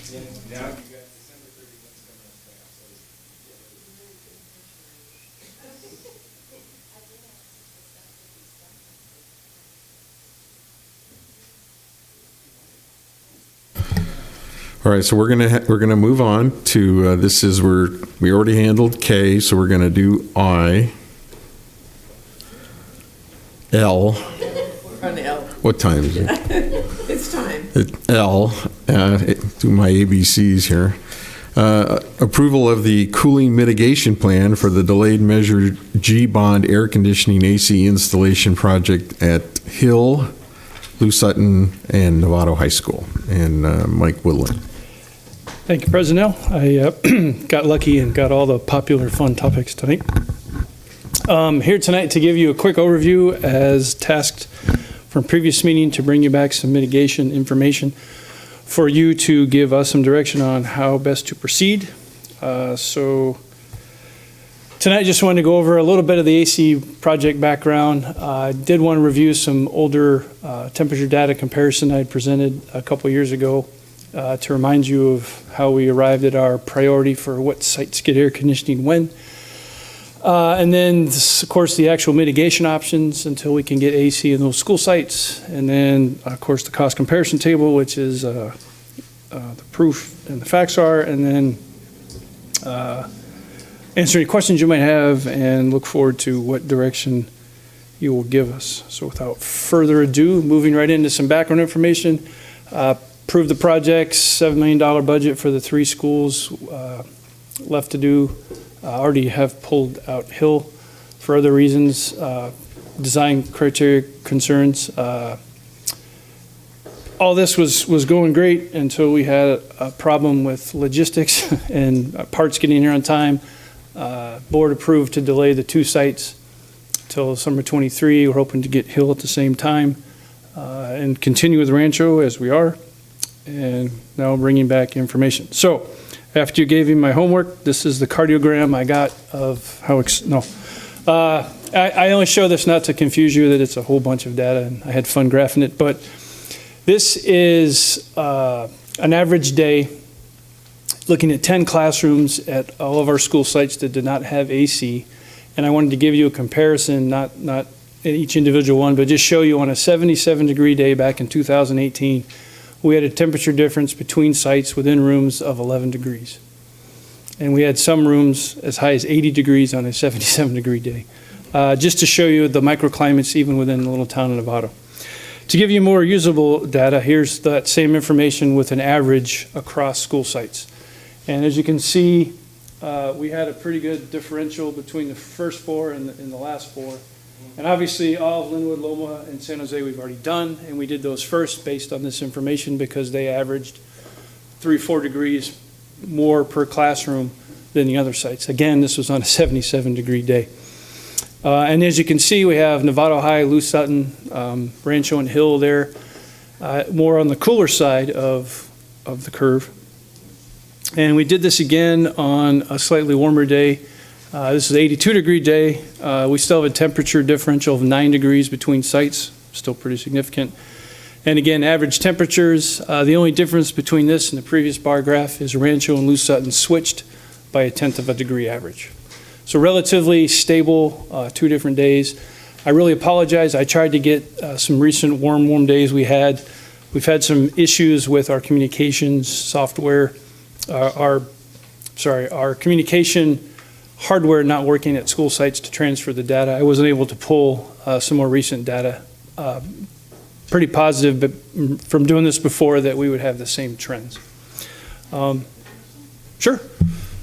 Sorry, but since you mentioned the roofing, I'd be interested, and I know part of the, it's determinable to location.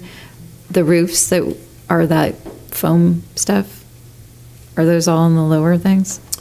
Those were intact. Those were in place when this data was taken. I just mean, so Rancho has that, the roofing. You said there was 3 other school sites. Are those 3 other school sites also? I'm just wondering if it impacted and was more.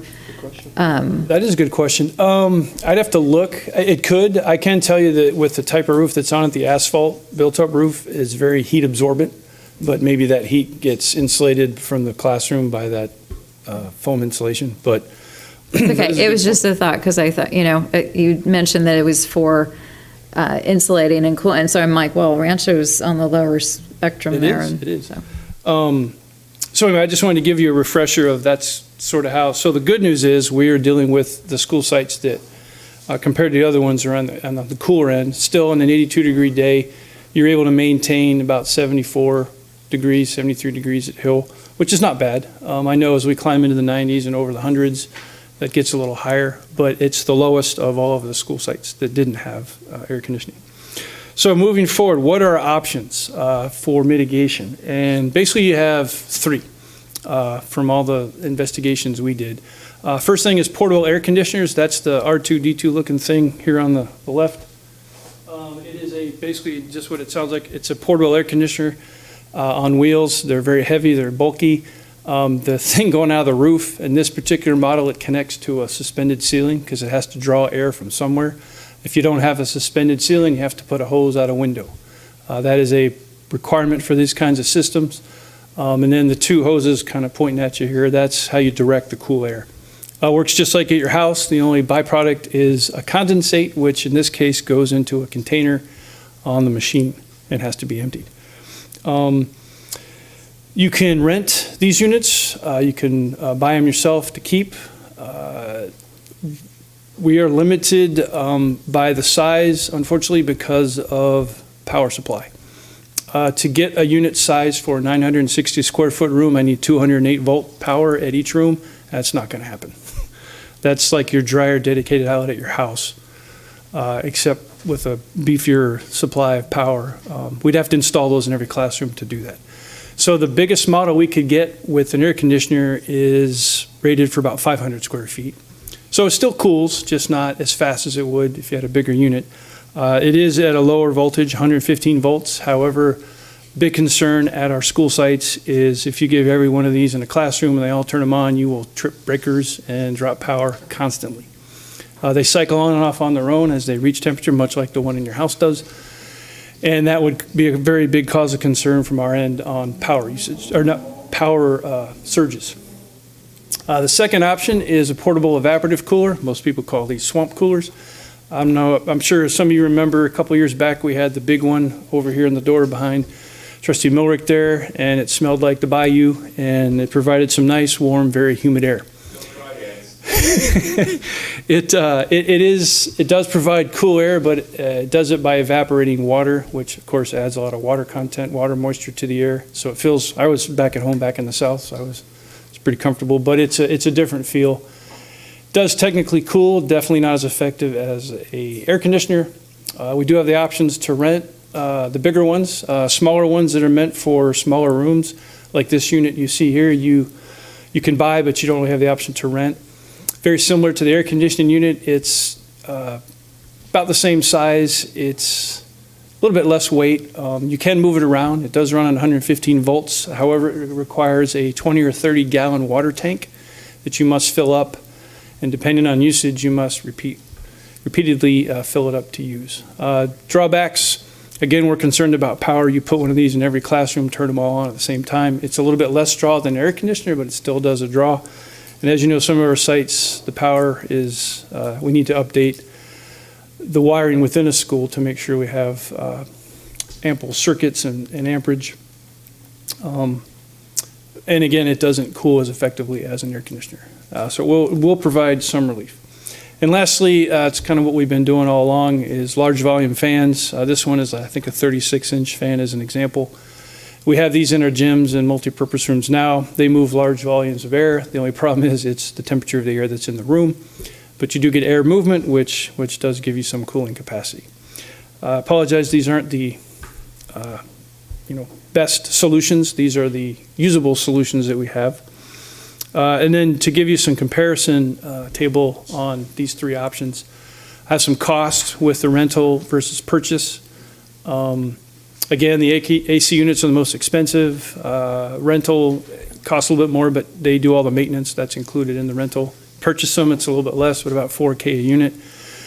Again, they cool, and will cool about, rated for half the size of an average classroom, but still will cool. But then the cons or the drawbacks, the power, the breaker trippage, the condensate reservoir you have to do.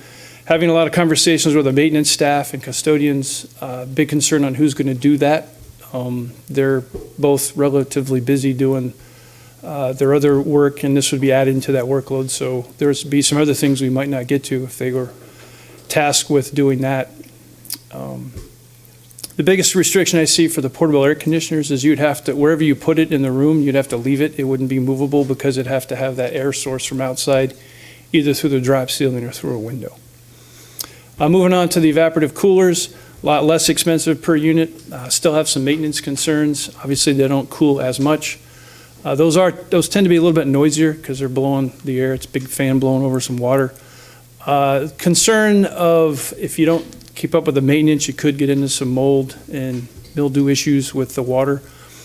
And and they would trip the breakers, I think, but not near as much as the air conditioners would. And then large volume fans, obviously the least expensive, not a rentable option that I found at a volume we would use, but you could purchase them for a little over $500. Again, moving a lot of air, just not cool air.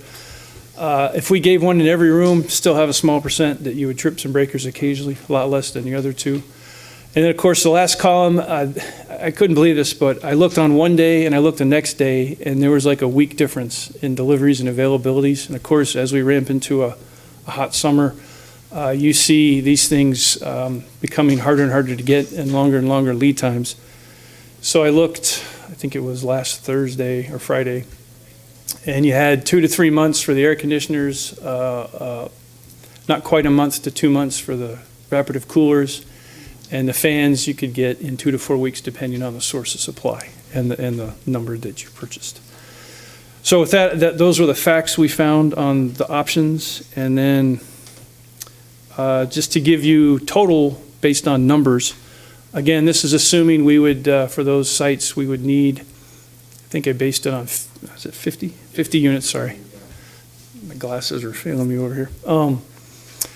That you're looking at a rental cost per unit for the air conditioner, a little over $6,000. If you purchased them yourself, this would be doing the units for 3 months in the start of school and 3 months at the end of school, the hottest parts of the year. You're looking at about $300,000, a little over that. Purchase them a little bit less, looking at $200,000.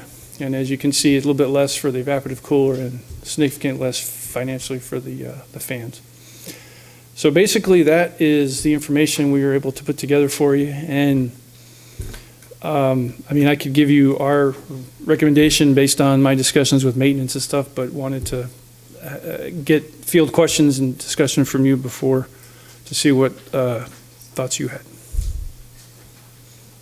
All right, Trustee Miller's got his hand up, and Yeah, my first question is, the one you raised at the beginning, which is if you put in a portable air conditioner and you start pulling power, and you go over to one of our elementary schools, and you do 6 of them per wing times 4 wings, and you turn them all on, and then they all blow the circuits and they all stop. So even if the fiscal issues here are not important, the practicality of making this work, I'd rather have a fan that I know would run compared to an air conditioner that every time I turned it on, it quit running. So I guess that's, if it was my house, that's what I'd be thinking, and I'd mix it with something. If it was my house, I'd mix it with something like, a kid's pool that I threw a block of ice in outside, or a hose running, so the kids could go out, and if they get too hot, I knew I could cool them off pretty quickly. So I am curious about the practicality, I guess is what that comes down to. It's a practicality question. And it looks to me like we're down to making a decision. If we pick air conditioning, we better decide now, because you're already in your availability window issue. That's what I heard you say. Correct. Okay, thank you. Thank you, Mr. President. Trustee Gasson. I think the kiddie pool made me think of something. So I am concerned about the tripping and also all the water needing to, who's going to fill that up. It just seems like it's a little challenging. But what I just wondered, if we do, have cooling rooms in the schools for kids that get super, I don't know what we're doing now, but having places where you could even rotate the classes in there. I don't know. Because some of the sites, they get super, super hot, and the little kids, I've heard a lot about them not doing well at all. So maybe we can. They melt. The little kids melt down. Yeah. I don't know. But the kiddie pool thing made me think if we could at least have a couple of sites on campus that, for those that are super overheated. Because I'm assuming, given what we're talking about, the fans unfortunately might be the best solution. Good idea. Any more conversation or questions on this mitigation idea, Trustee Mack. I'm just going to carry on what Diane was saying. It's also true that we've heard that different campuses have different hot rooms, right? It's not all the rooms that are hot, it's certain rooms. And so doing this, a blanket, every room gets one, whatever we end up doing, I'm kind of reluctant to do that based on what I'm hearing, and also just, this is a one-year solution, and it's trying to do it right. So instead, focus the money where it's needed the most, not just by campus, but by individual room. And I think we have the data for that, right? We can actually identify those rooms for the most part? I can, a little bit delayed with our lack of communication with some of the sites to get the room-by-room data, but you're absolutely right. Within each school site, depending on south or west-facing building, you have some cool rooms that, even within a campus, could be 3 to 4 degrees different. Yeah. Right, and it's not like we would blanketly say, 5 rooms in each campus. It's more like, some campuses might have only 1 or 2 rooms that have an issue. Others, like San Jose used to be, all of them. But I think that's something for us to consider. Well, we have to sort of come up with some direction here. I'm struggling with the power, the amount of time it takes to get it. The portability is not as, the fans are the only ones that are portable, really. So, I don't know, I'm just sort of spitballing here, you guys. It's kind of like maybe we get like 10 air conditioners and 10 fans and try to get the sites to work something out, find their, the cool room is a new idea that I kind of like that, but I'm not sure that we want to buy 50 units of something like this to get us through a summer. So, Trustee Millrick. So Trustee Aguilar was first. Can I defer to her and then go next? I'm sorry, Trustee Aguilar, go ahead. That's okay. Thank you. I was wondering about the ones that we have now that just got to Loma Verde. How are they? Are you happy with how they're working? The air conditioners? Yes. Yes. The system works if I can keep kids from jumping on top of them. They work fabulously. But they do provide cooling and heating. So you're happy with the functionality? So absolutely. So that leads to my next question: is the location? So you've got the 3 different schools that you're wanting to do this. Do you already have in mind where they would be, so it would be safe, and that nobody would? Oh yes, we have where we would put the equipment for outside. We've learned over the last couple projects. We've made improvements so that we can eliminate some of the concerns we found with the other sites. Okay, thank you. Sure. Derek, I think we're up against timeline. That's the problem here. And I agree. Yeah, and my take on this. So let me get some reference numbers, Mike, from your memory, because I could look them up, but I'm too lazy. How much is the air conditioning project at Rancho costing us? I think it's around 1.2, 1.3 to install. Including equipment. Mm-hmm. Including equipment, is that 1.3 including the actual? That's the construction cost to install. Okay, so plus normal overhead, so maybe 1.5 by the time you're done.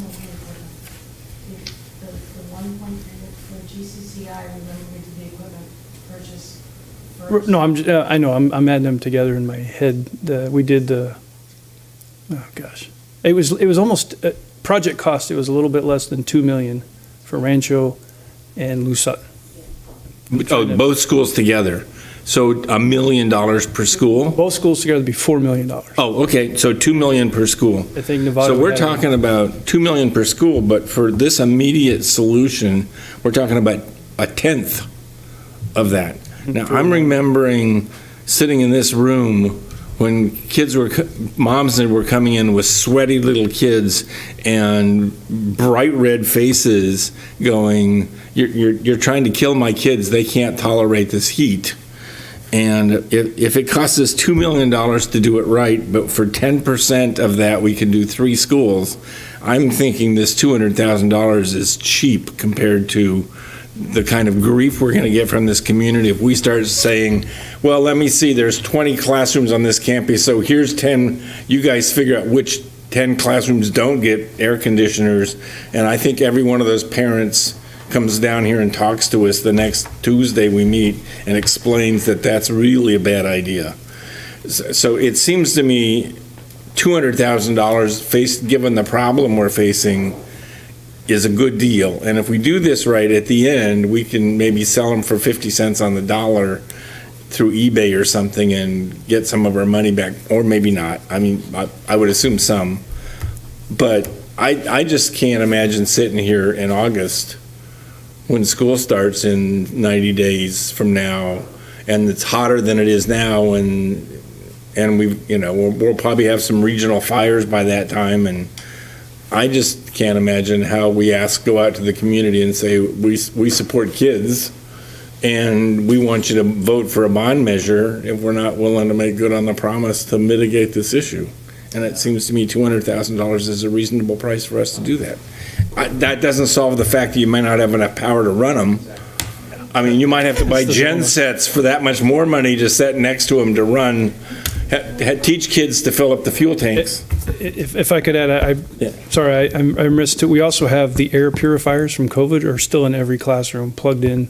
And actually, every time we go in a room, we found them running all summer, so we're turning them off as we find them. But that's another load that wasn't initially in there for air filtration. So it seems like this isn't the time to be really cost conscious. It's the time to serve the community. Well, I think we need to ask staff how they're going to power them. I walked in thinking I was going to go for the operator course, but hearing what I've heard, Trustee Jacobson. I just want to say that I think while it's a great idea to just put the higher energy items that cool better in certain locations, from what I know of the sites that don't have air conditioning, it's not like at Olive where there was that one wing that was super hot, etc. And I also would hate to put staff pitting against each other for who gets the cooler room. Like, there's a no-win there. I do want to know what recommendations you found were most acceptable when you were speaking with, I'm assuming, janitorial staff, and did you get to speak with teaching staff or administrative staff at all? I wasn't really able to talk to the teachers and staff. Not a great the timing of the year, and trying to talk to a principal at the end of the school year. Good luck. They're a little bit busy. But I talked to maintenance and custodians, and there was some serious concern about who's going to be doing that while they still need to do all the other work. They didn't mean it as an excuse by any means. It was just, we'll do it. Just tell me what I'm not able to do before, because if you add this to the workload, it's going to be really, really hard. And understanding that each of the top two take some maintenance, and there's some concerns. I do know, example, Lou Sutton, the library is air conditioning, has rooftop units. So your example, Trustee Gasson, about the cool room, I know that if it's a really hot day, you could cycle a class through that room to at least cool off a little bit. I could look at other rooms on the sites to see if we could take another space or two to make a cool room. I think that's a good, logical, reasonable option that balances everything and doesn't have us with the safety concerns with the power consumption. Or you don't get into the teachers pitted against other teachers or who gets what. I still think at the end of the day, giving, you have all probably been into a hot room. And if you're in a hot room with dead air or a hot room with moving air, even the air that's moving, it's hot. It feels cooler because it's crossing your body. You get a little cooling effect. I think at a minimum, getting fans for the rooms would be a fair, equitable thing to do to give them some cooling capacity, and then maybe going into a room or two at each site as a cooling room. Knowing we have one at Lou Sutton already, and I know there's parts at Hill that are air conditioning, parts of Novato are air conditioning.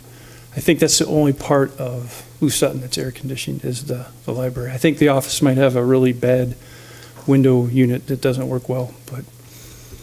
But so from asking our staff's opinion, all things considered, we all kind of quickly came to something along those lines where the fans would give you something, and then maybe look at We knew there was some spaces that were already air conditioned, maybe just making sure those were cool so you had an option to, on a really hot day, you could get the kids in there to not suffer.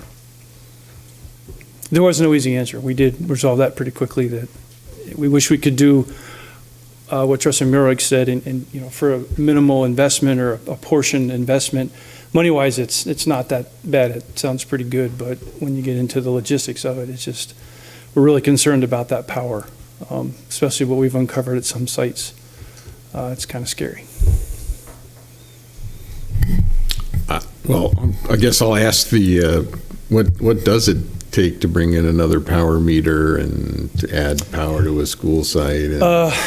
Well, the good news is the sites have enough power. It's how it's distributed within the site and buildings. And I think it was probably back in the 80s, we built those little computer labs in the back of each classroom and added 10 outlets that powered computers. We didn't really distribute that well on the sub panels.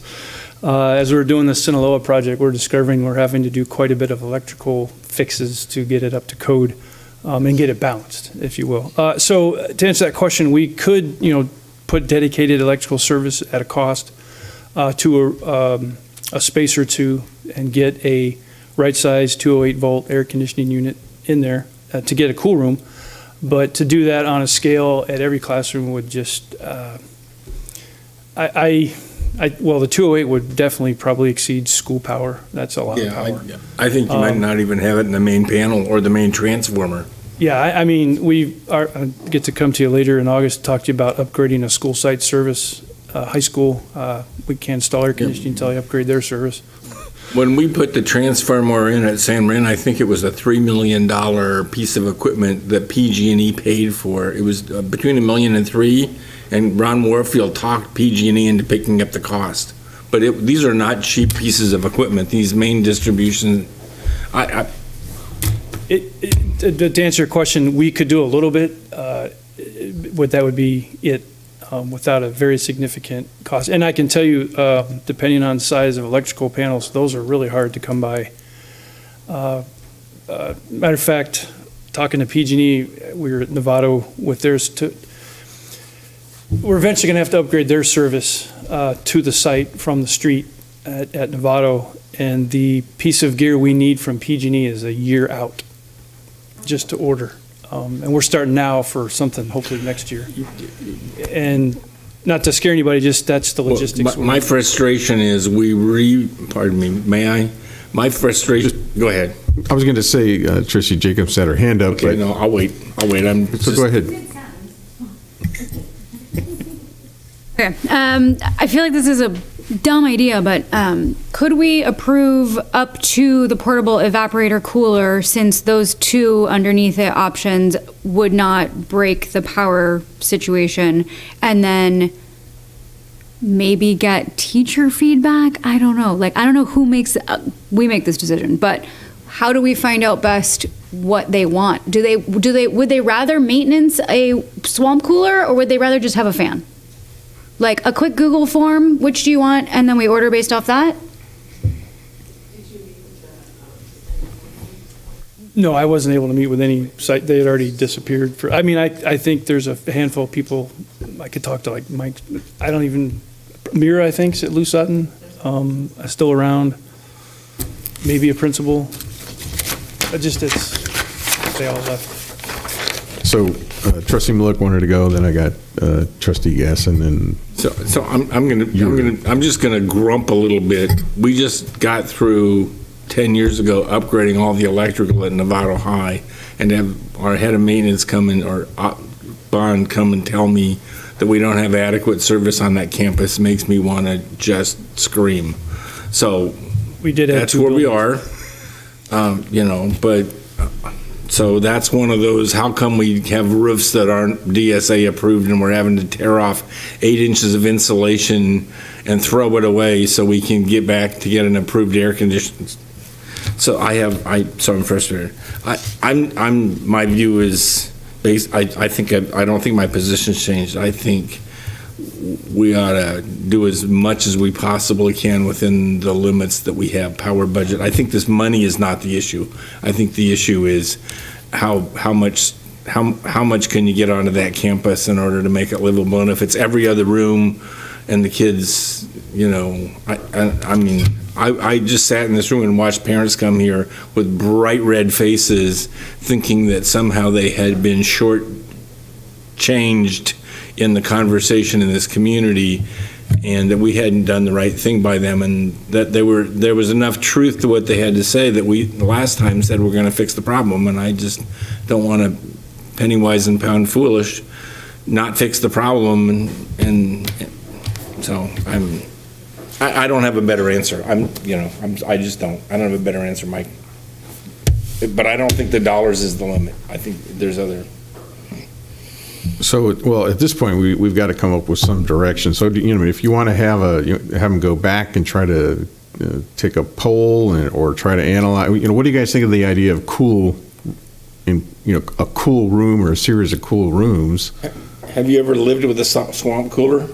Actually, I have. And, yes. Yeah, and compared to no swamp cooler in a hot, humid environment, you will take it. I guarantee that. Mm-hmm. But in this particular case, it's a maintenance issue. It's a power draw. I'm not even sure it's how efficient they would be in these environments. So, look, I'm at the point where it's kind of like everyone gets a fan, and we try to come up with a couple of cool rooms, and we might even be more selective on the size fan and so forth. I mean, the ones that you have illustrated are gymnasium air movers, but they don't always all have to be that big. But and I get it. I don't want to send my little kid to a hot school, whatever. As far as the perception that there's something being done to somebody, that is just incorrect. That is not the case, and you can see how the decisions were made. They're illustrated. What schools are hotter, which schools are cooler, and the priorities that were set.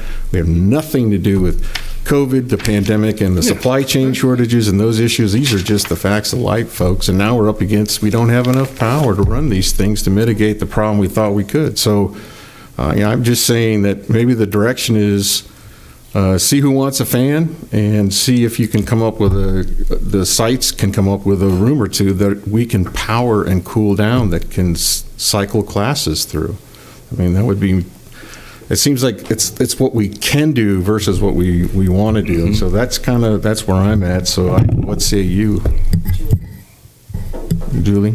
So just for fun, I texted Mira and asked her what she'd prefer, because I feel like we need some feedback. So as the principal at Lou Sutton, which is one of the 3 sites, she said evaporative coolers.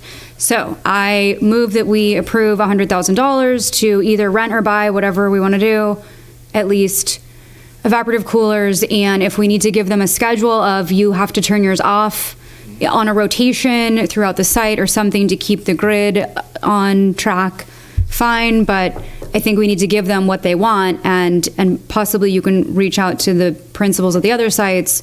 If they only want fans, fine, but at least we've given you the room to purchase what you need to in a timely fashion before the end of the summer. I'll second that. Okay, so we're considering a motion to award up to $100,000 based on evaporator coolers. Yeah. Clarify a little bit. We got to get to some direction. Oh, this is for 50 units, which would cover most of it'd cover the classrooms at the 3 sites. Novato, Lou Sutton, and Hill. Where I'm going is that $100,000 up to almost 3 schools, and I have 3 principals fighting. And we would probably give guidance by campus. Well, that would be my suggestion. The $100,000 would buy enough evaporative coolers for all 3 sites, and if any of them didn't want evaporative coolers, we wouldn't buy them for them. Yep. And I apologize, I was thinking it was a short. Sorry. So Go he ahead. said I was okay. I don't know, I saw you saw your hand up. You have a question? So I'm okay with, I walked in tonight with that being my solution. I'm really, really concerned about the energy. And so if they work out, my fear is that we walk into a situation where we provide a solution and it flops and they're just not happy because their power goes down, because when it trips, it's going to trip not just that, it's going to trip other stuff. Then they're without light, then you have somebody, so that, living in a really badly wired house, it really sucks when you have to reset stuff or what, excuse me, it really stinks. So as long as if we do this, and I understand that that's her, I don't know that she's heard the conversations that we've had right now, the understanding that you're only going to then be able to whatever that rotational is, so that we mitigate the load on the system so that not everybody goes off. I mean, I do think that's a reasonable solution. I don't see, though, that, you see the classroom over there is all cooled off and then you're waiting because it's not your time frame to have your swamp cooler on or whatever. So I'm okay with however we want to land, but I do think if we land on that, it needs to be very much identified that this isn't going to work for your full day, that there's a system.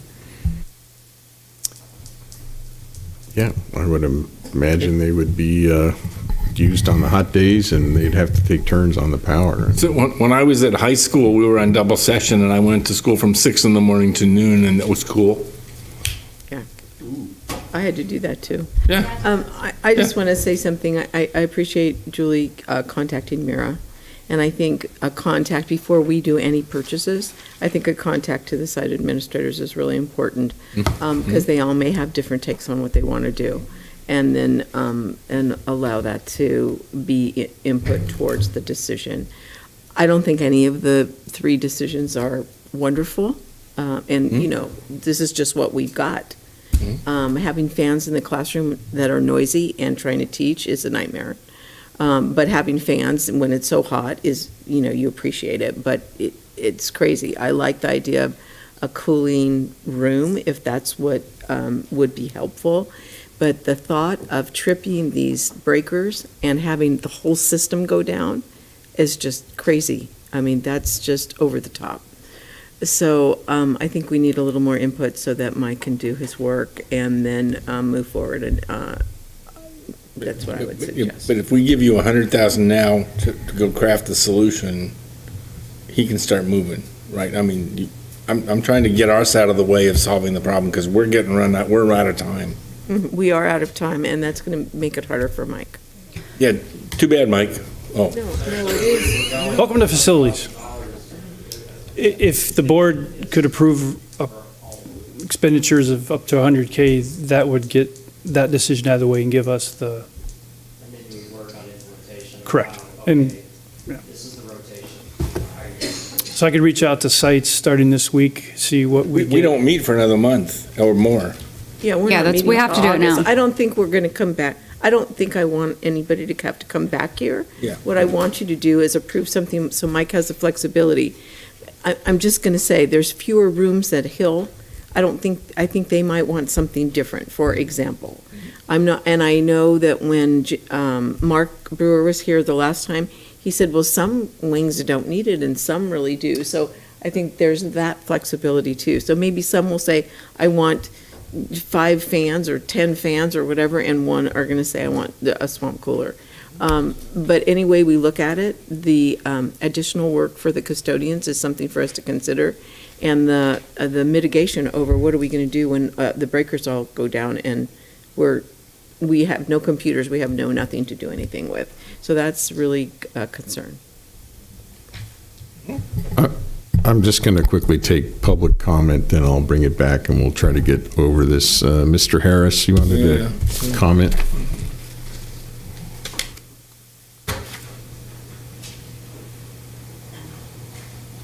Just a couple of thoughts. Don't try to partially fix one problem and buy yourself into a couple of other problems. Noise is going to be a factor. Yeah. You want to avoid the site going down completely. 100% agreement. You remember our discussion, Mike, about 2 years ago when I came to you with a deal? And you said, no, without the power, we can't do that. And that was to buy with no cost financing for a period of a year, enough air conditioners to go in the walls. Anyway, good luck. Yeah, gee, thanks. All right. I think the goal here is to just kick it back to staff. I think that if they have to move quickly, we should authorize a budget and then just have them survey, go on site and come up with a mitigation plan that doesn't break the power system and that we can somehow maintain, even if it means bringing in outside maintenance. So how does that sound? So now the question is, what's the up to a dollar amount that you guys Julie want? made 100,000, I seconded, so there's something on the table if you're. Evaporator cooler. So we need clarification. I move that we approve up to $100,000 for the best solution based on what staff comes up with. Second. All right, so I have a first and a second, and I'm sure staff will contact us if they need 10 more or something like that. So we'll get it. Clarify that you'll work with site staff and make Absolutely. sure we're on board. Absolutely. I don't want to put it in there, but. Just more of an exact plan, and then the right machine at the right location in the right room. And super clear communication about how it needs to be executed. Yeah, I think that sometimes deferring to the sites is the best place to get the answer. So that's what we'll do. All right. So I need a motion. So I think I need okay. So first by Trustee Jacobson, seconded by Trustee Milrick. Authorize a refined mitigation plan involving site personnel up to $100,000. All those in favor? 7-4, 0 against. Good luck. Thank you very much. Bring a fan. All right, we are going to move on to M, which is approval of the equity imperative update for 22-23 and Superintendent Derby. Okay, thank you. So when Jim Hogaboom was the superintendent and you worked with National Equity Project, you developed this equity imperative. And then it hadn't been updated. The last time it was updated was December of 2018. What I've given you is the old one, just as it was in December of 18, and then the new one, which I tried to preserve as much of the content as possible, but I aligned our current equity practices. So it tells that we're going to be working with Dr. Muhammad and Dr. Dome. And, but most of it I did try to preserve. So we have on page 1 is the call to action components, onto some key highlights of our graduate profile on the 6 C's. Assessment data is something new. There was no assessment data in there before. And with working with Anthony, and data is going to be the main focus for each of our schools. And what are we looking at as ability to move the students forward in their academic achievement? So that was added. And then the social emotional learning is also a very important thing in the DESA data. So I think what I did is to try to incorporate the data, which I think is really important because that's how you're going to see if there's progress towards the intended goals for equity and making sure that all kids have access and opportunities to achieve and be in the classes that they should be because of their desire to be there. So without gatekeeping that we have, most of the nation has experienced in the past. So we've been working on it all year. The principals have seen it. We've done it at principal meetings. We've done it at DLT meetings. So this document has been vetted. So Trustees, any questions or comments on the revised equity imperative? Well, I'll get started. Okay. I think that the superintendent really did a good job of updating and aligning the new equity imperative with what it is we're trying to accomplish. The only caution that I have, but then I look to the board report, and at the very bottom it says this is going to be reviewed on an annual basis, is that this particular type of document, in my opinion, does better when the public has had time to review it and comment and respond So, but I'm willing to move ahead based on where we are with it and the quality of it, what is where I'm at, but I would encourage the public or anyone who wanted to add or revise to submit their ideas to the superintendent, and then that could be brought to us at a later date if it needed to be amended. So that's where I am on this. Any other comments or questions about the revised equity imperative? Seeing none, I would take a motion to accept the revised version.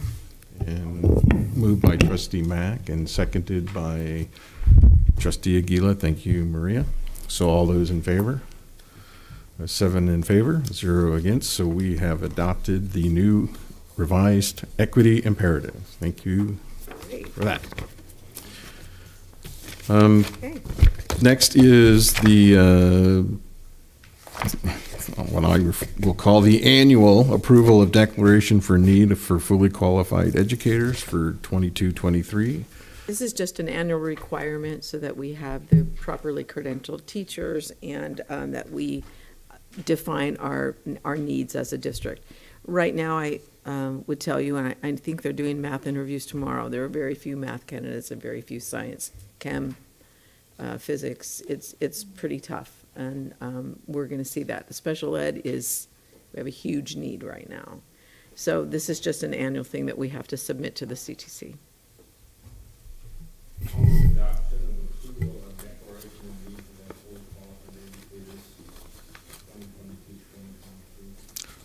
So I have a motion, so I'll require a second before additional comment or questions. Does anybody want to second Trustee Mulrich's adoption? Okay, Trustee Gasson is a second. I'll just check with everybody. Any questions or comments?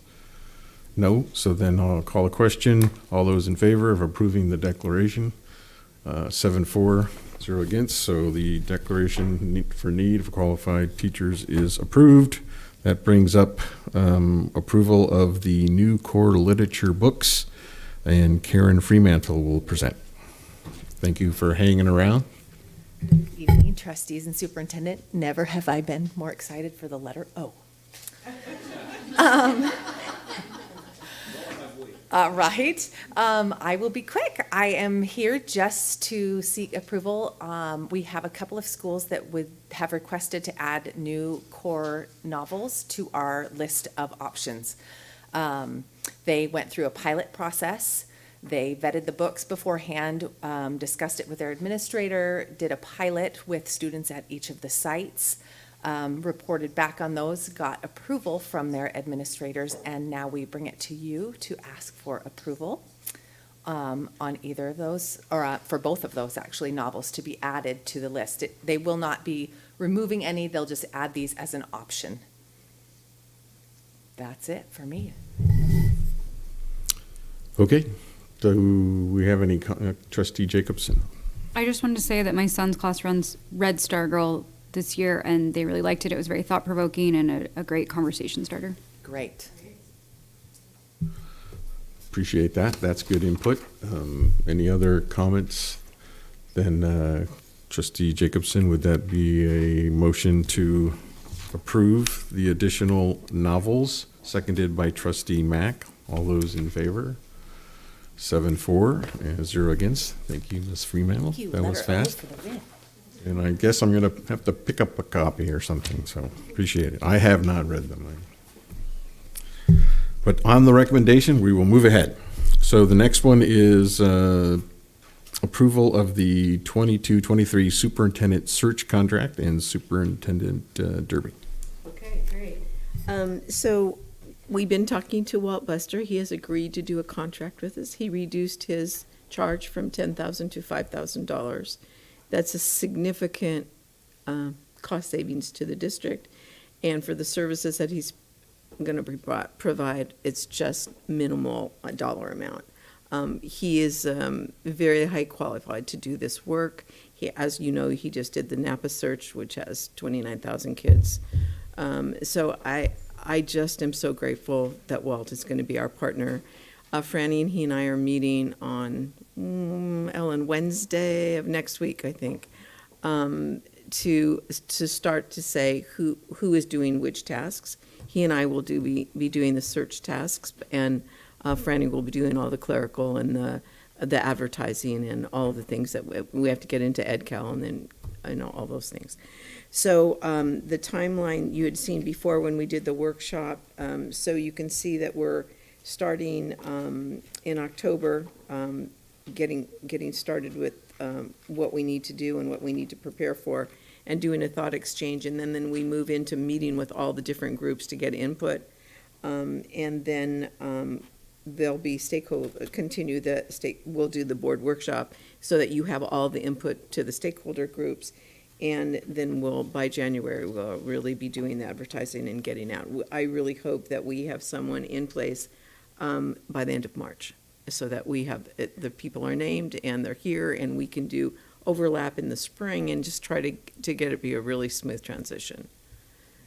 I think we're very fortunate to have Walt working with us, so. This is more like an honorarium than an actual compensation, so in the light of that, I'd like to approve the contract, but recognize that this comes nowhere near the value he's delivering for this community, and with all of our thanks, understanding that this is a gift of his time. It is a gift. Any further comment on the contract or the timeline, because we'll be officially approving this timeline? Okay, then I will accept the motion to I made approve. a motion, we need a second. I'll second. I have a second from trustee Gila, but was that you, Ross, on the first? Okay, so trustee Milrick first and trustee Gila second. All those in favor? 7-4, 0 against. So the contract or memorandum of understanding and timeline is approved.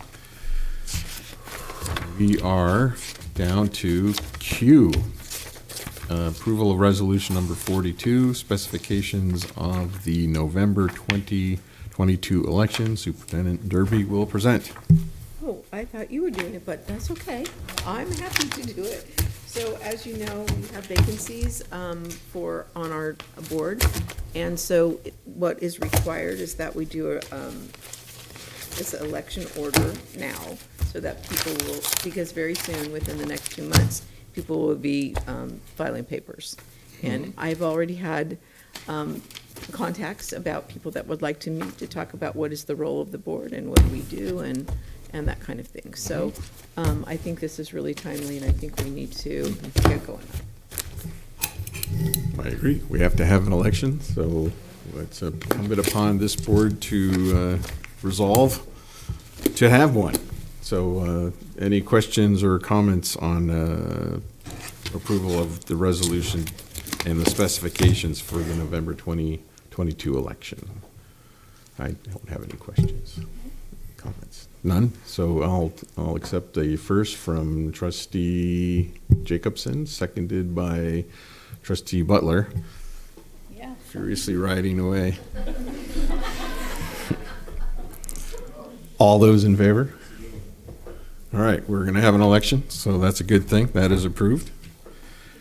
So that brings us to closure, and just to remind everyone that we are closing in honor of Catherine Hansen, School Fuel Director and Volunteer Extraordinaire for the Nevada Unified School District students and community. Appreciate the work she's done over the years. We are adjourned.